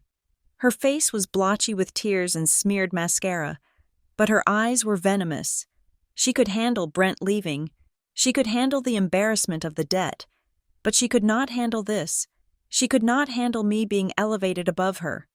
She is lying, Kendall screamed, her voice cracking. She put you up to this. She is just a jealous, bitter spinster. She has always been jealous of me. That is why she ruined my wedding. Jealous. The word came from Marla Gentry. Marla had been standing quietly by the head table, watching the scene unfold. Now she stepped forward again. She reached into her handbag a sensible, worn leather tote and pulled out a single sheet of paper. You think she ruined your wedding because she is jealous? Marla asked. She walked over to my father. She did not hand him the paper. She held it up in front of his face, close enough for him to read, but far enough away that he had to lean in. This is an email, Marla said, her voice projecting to the silent room. It was sent from Brendan, Brent to his personal account, which I still had access to because he forgot to change the recovery password. It is dated 6 months ago, 2 weeks after he met your daughter, she read aloud.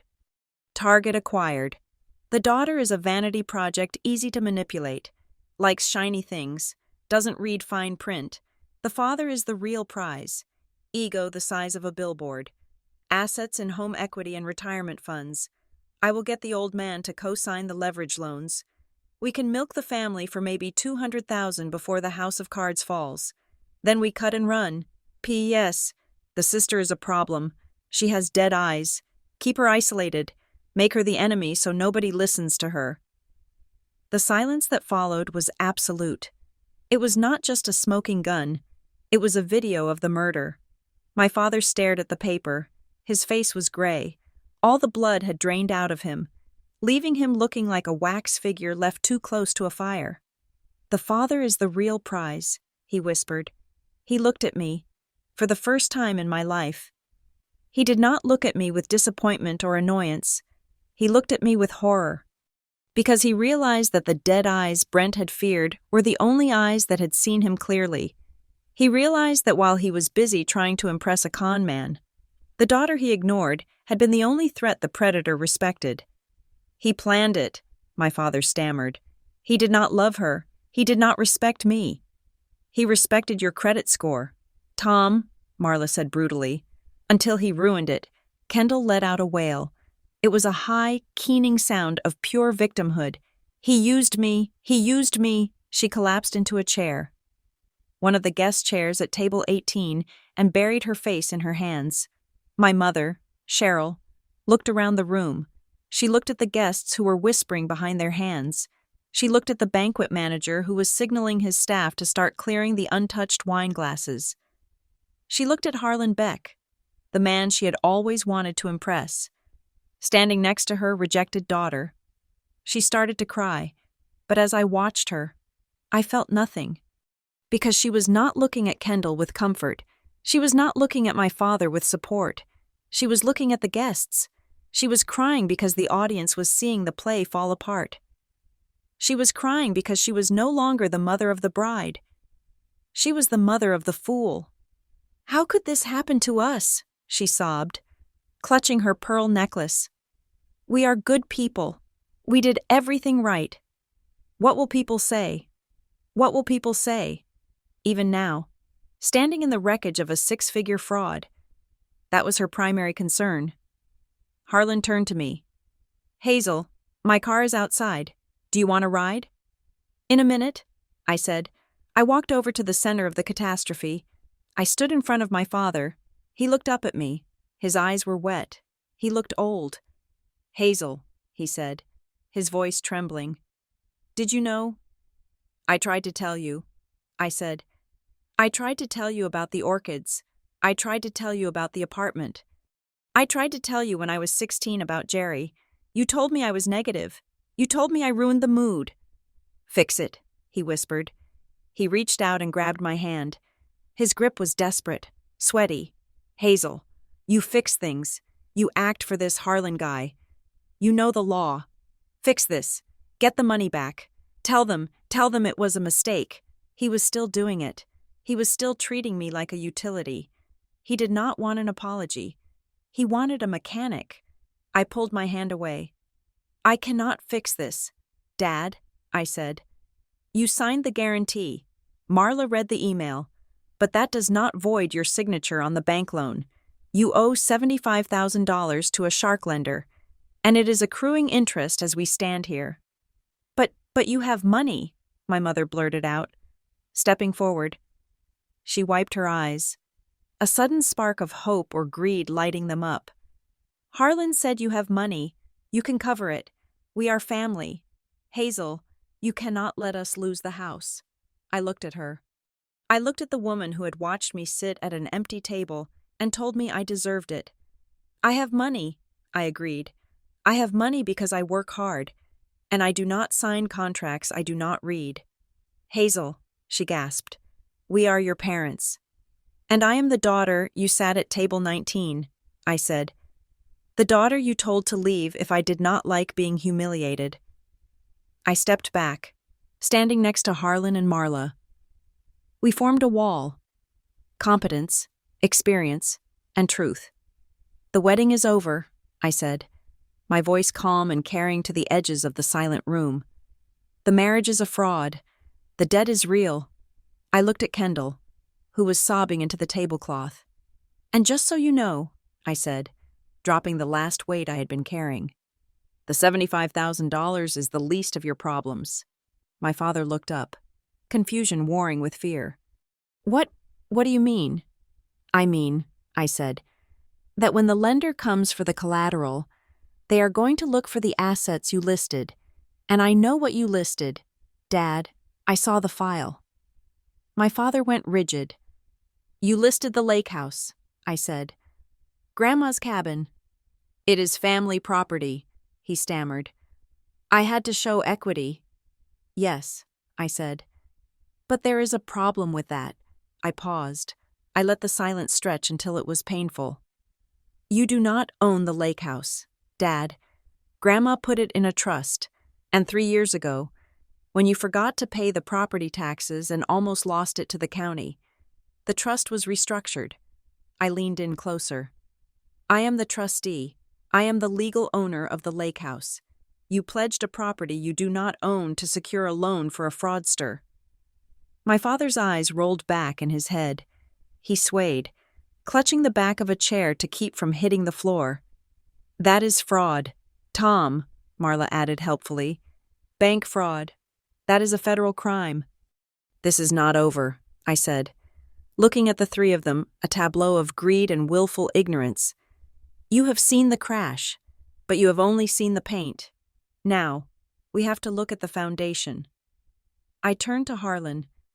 "I am ready to go now." "After you," Harlan said. I walked out of the ballroom. I did not look back. I could hear the explosion of whispers erupting behind me. the sound of 500 people realizing they had just witnessed a social execution. I walked into the cool night air. I had no dinner, I had no family. But for the first time in my life, I was full. The fallout did not wait for the sun to rise.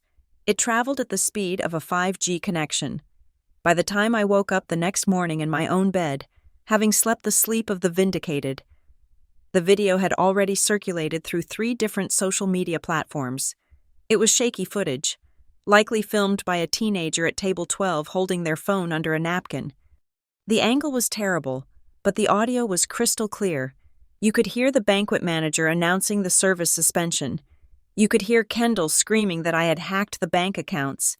And most damning of all, you could see the process server handing Brent the yellow envelope, followed by the groom sprinting toward the patio doors like a thief in a cartoon. The caption was brutal: groom runs, bride falls, sister eats air. The Shore's wedding disaster. It had 50,000 views by 8 in the morning. By noon, it was being shared on local community forums with captions like, "Is this the Cooper family from Oak Creek?" Brent Maddox did not stick around to read the comments. He had evaporated. According to the police report filed later, he had not even gone back to the bridal suite to pack his bag. He had driven his leased sports car to a lot near the airport, abandoned it with the keys in the ignition, and boarded a flight to a non-extradition country using a passport under a name nobody knew he had.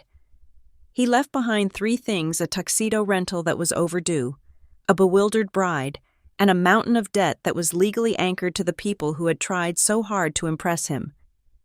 The reality hit my parents, not with a bang, but with the buzzing of a doorbell. David, the banquet manager, was no longer the polite service professional. At 9 in the morning, he sent a courier to my parents' house with a formal demand for payment. The outstanding balance for the wedding was $42,000. Since the credit card on file had been declined and subsequently canceled as fraudulent, the venue was exercising its right to immediate collection. The invoice was addressed to Kendall Cooper, but the kicker was the rider attached to the bottom. Pursuant to the guarantee agreement signed by Thomas Cooper regarding the secondary catering hold, my father had signed that too, in the flurry of yes-men behavior. He had signed everything put in front of him. My phone started ringing at 10. "Hazel, pick up. It is Mom. Hazel, we need to talk. Urgent. Hazel, are you with Harlan? Ask him to call the venue owner." I let it go to voicemail. I sat on my balcony with a cup of coffee and listened to the messages. They were not apologies. There was not a single syllable of, "We are sorry we treated you like garbage." There was only panic. "Hazel," my mother's voice cracked on the 4th message, "David says he is going to file a lien against the house if we do not wire $20,000 by Friday. You have to do something. You know these people. Fix it." Fix it. I took a sip of coffee. It tasted rich and dark. I picked up my phone, but I did not call my mother. I called the electric company. I called the landscaping service that cut my parents' lawn. I called the family cell phone provider. "Yes," I told the representative. "I am removing my payment information from the account effective immediately. No, I will not be providing a replacement card. You will need to contact the primary account holder for that." I cut the lines. For 10 years, I had been the invisible subsidy. I had paid the overages, the late fees, the little extras that kept their lifestyle looking middle-class comfortable when it was actually teetering on the edge. I stopped being the safety net. Now, let them see how hard the ground really was. While my family was imploding, my career was undergoing a supernova event. Harlan Beck was a man of his word, and in the tight-knit world of Midwestern business, his word was currency. He did not just tell the wedding guests about me. He told his board of directors. He told his golf partners. He told the Chamber of Commerce. By Tuesday, my inbox at Ridgewell Risk and Recovery was flooded. Subject consultation request. Ref Harlan Beck. Subject internal audit needed. Discreet. Subject, can you find hidden assets? My boss called me into his office. He looked at me with a new kind of respect. "I do not know what you did at that wedding." "Hazel," he said, tapping a stack of new contracts. "But the CEO of a regional bank just called me. He wants you specifically to lead the forensic audit on a merger they are considering. He said he heard you are, and I quote, immune to bullshit." "I have developed a tolerance," I said. "They are offering double our standard hourly rate," he said. "I am promoting you to senior lead. You get your own office and a 20% raise." I walked out of his office and went back to my desk. I did not call my father to brag. I did not text Kendall. I just started working. The work was real. The numbers were real. And for the first time, the reward was going into my pocket, not into a hole in my parents' roof. But silence from the Coopers never lasts long. On Wednesday, the narrative began to shift. Kendall had emerged from her room. She could not attack Brent. He was a ghost. She could not attack the bank. They were a monolith. So she attacked the only person within reach. Me. My cousin Sarah, one of the few relatives who actually liked me, sent me a screenshot of a Facebook post Kendall had written. It was a long, rambling tragedy. She talked about being blinded by love and victimized by a professional criminal. That part was true, but then came the pivot. It is just so sad that in my darkest hour, my own sister chose to kick me while I was down. She orchestrated a public humiliation scene instead of coming to me privately. She worked with strangers to destroy my special day because she has always been jealous of my happiness. I lost a husband, but I realized I never really had a sister. Below it, the comments were a war zone. Her friends were posting heart emojis and "stay strong, babe," and karma will get her. But then, I saw a comment from Aunt Linda. Linda was the family gossip, but she was also pragmatically Midwestern. "Honey," Linda wrote, "I love you. But why was Hazel's table empty? I walked by it. There was not even a water glass. If you treat family like staff, do not be surprised when they quit." Another comment from a neighbor I saw the video. "Hazel did not say a word until the police showed up. She was just sitting there. Why did you not feed her?" Kendall deleted the post an hour later. The victim card was not working because the evidence of her cruelty was too visible. The empty table had become a symbol. It was the detail that turned the story from tragic bride to mean girl gets her due. I went to see Joan Sutter on Thursday. I brought a bottle of expensive bourbon. We sat on her porch, watching the rain fall on the pavement. "They are calling me cruel," I said. "My mother sent me a text saying I am cold-hearted for not helping them pay the catering bill." Joan swirled the amber liquid in her glass. "Let me ask you something. If you paid that bill, would they thank you?" "No," I said. "They would say, 'Finally, you did your duty.'" "Exactly," Joan said. "They would resent you for having the money they lost. They would hate you for being the savior they need. You cannot save people who are addicted to their own image. Hazel, they have to hit the bottom, and you have to make sure you are not the cushion they land on." "It feels wrong," I admitted. "Watching them drown." "You are not watching them drown," Joan corrected. "You are refusing to let them pull you under. There is a difference. Brent was the shark, but your parents, they were the ones who chummed the water because they wanted to be seen with a big fish. Do not confuse victimhood with consequences." I drank the bourbon. It burned, but it was a clean burn. I went home. I felt strong. I felt ready to move on, to build a life that had nothing to do with the Coopers of Oak Creek. But on Friday afternoon, the doorbell rang. It was not my mother. It was a courier. He handed me a thick, white envelope. It was heavy, bonded paper. The return address was a law firm. I recognized one of those aggressive firms that advertise on billboards near the highway. R.E. Cooper versus Cooper. Demand for declaratory judgment and constructive trust. I opened it standing in my hallway. It was a legal threat. My parents had hired a lawyer. They were not suing me for the wedding money. That would be too small. They were swinging for the fences.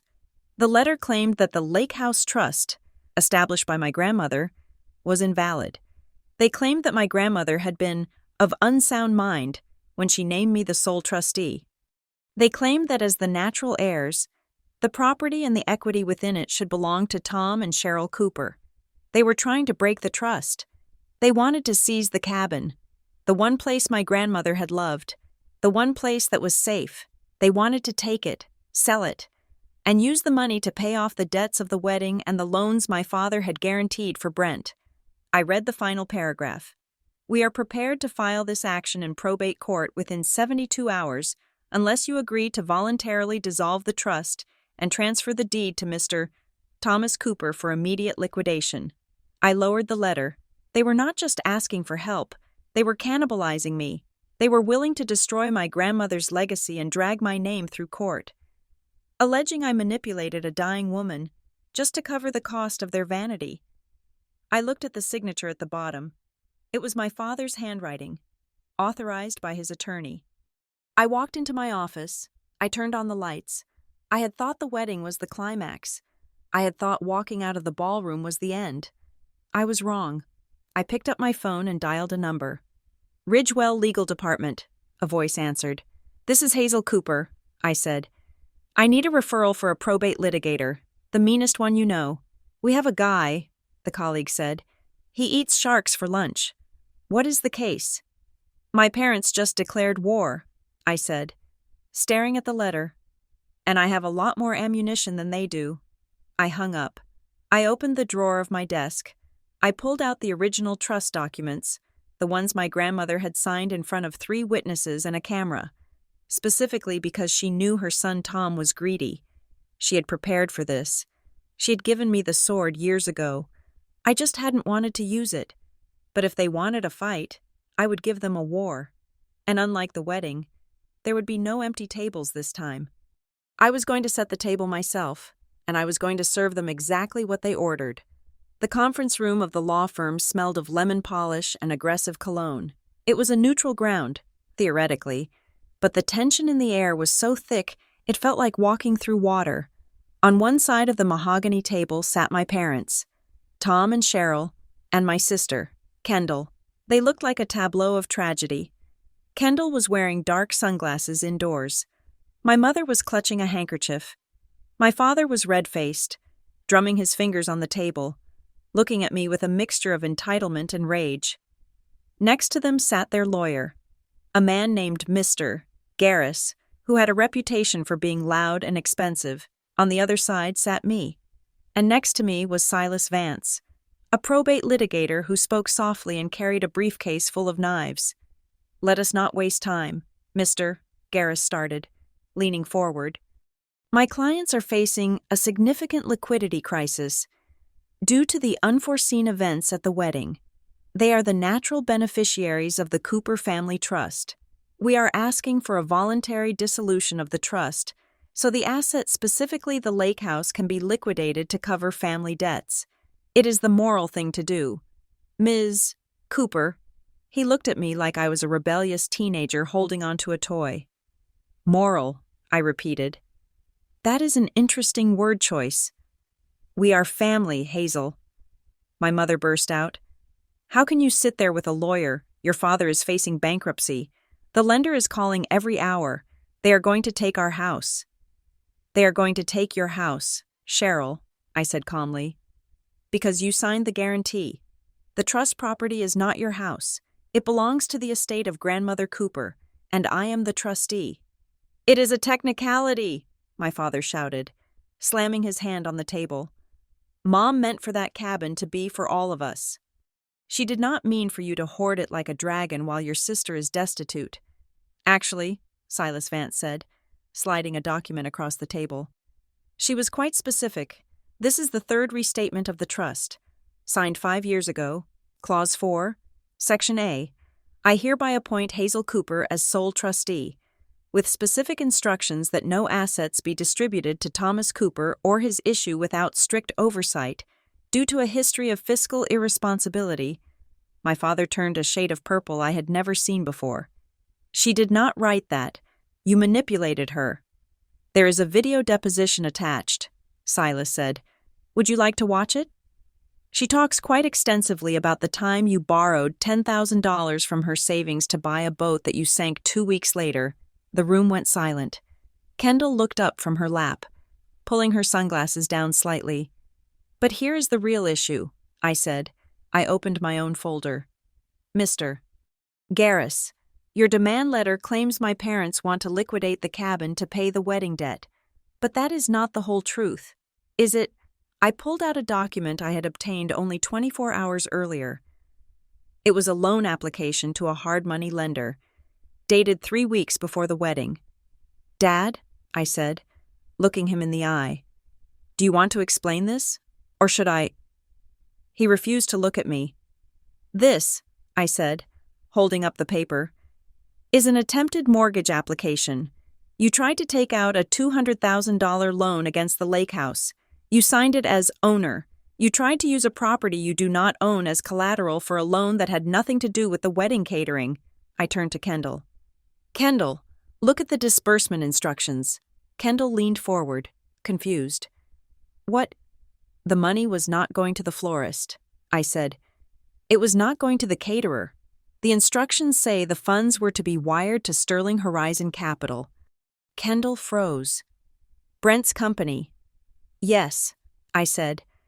"Brent told Dad he needed a short-term liquidity injection to close a big deal.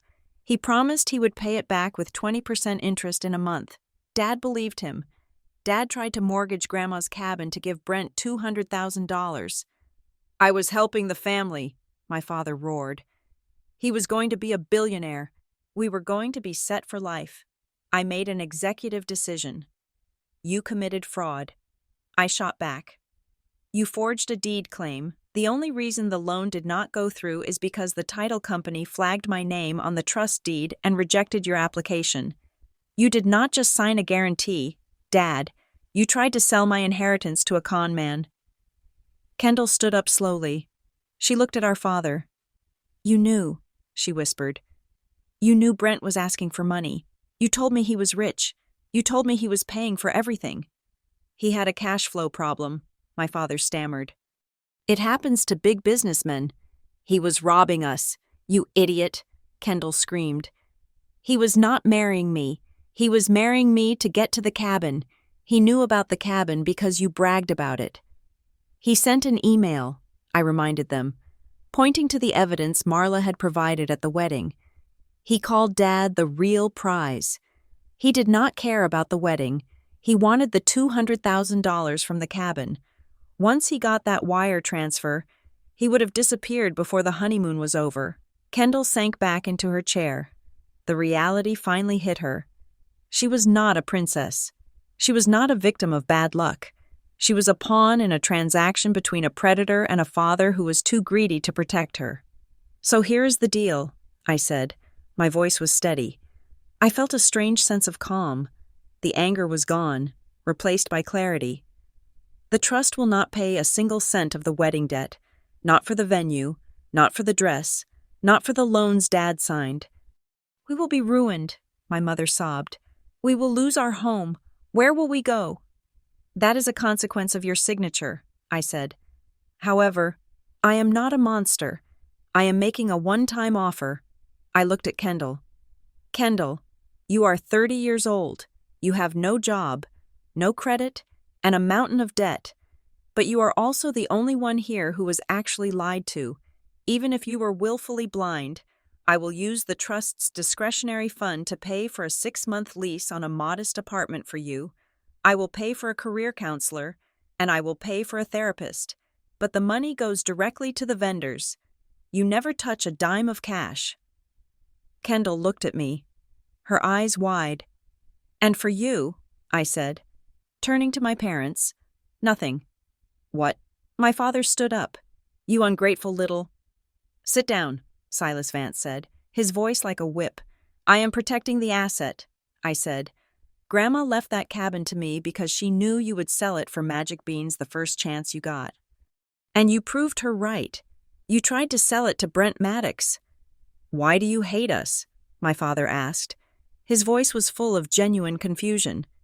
"Why are you so cold? We gave you a roof over your head. We raised you." "And then you put me at table 19, I said. "It was a joke," he yelled. "My God, you are obsessed with that table. Who cares where you sat?" "I care. I said. But it is not about the table. Dad, it is about why you did it. I looked at him, and I finally asked the question that had been burning in me since childhood. Why was I always the one on the edge of the photo? Why was I the one who had to fix the roof while Kendall got the car? Why? My father glared at me. The mask of the jovial family man fell away, revealing the small, bitter narcissist underneath. Because you are boring, Hazel, he spat. You are boring and you are smug. You have this little job, looking at numbers, acting like you are smarter than everyone. You never brought home a trophy. You never dated a rich guy. You never gave me anything to talk about at the club. You were just there, useful, sure, but you never made me shine. Kendall. When she walks in a room, people look. When she married Brent, I was somebody. With you, I am just the guy with the daughter who does taxes. The room went dead silent. Even Mr. Garris looked down at his legal pad. Embarrassed. My father had admitted it. He did not love us for who we were. He loved us for what we did for his ego. I was a utility. Kendall was an ornament. And when the ornament broke, he tried to sell the utility to fix it. Thank you, I said. My father blinked. What? Thank you for saying it, I said. I needed to hear that. I needed to know that it was never my fault. It was never because I was not enough. It was because you are empty. I took the pen from the center of the table.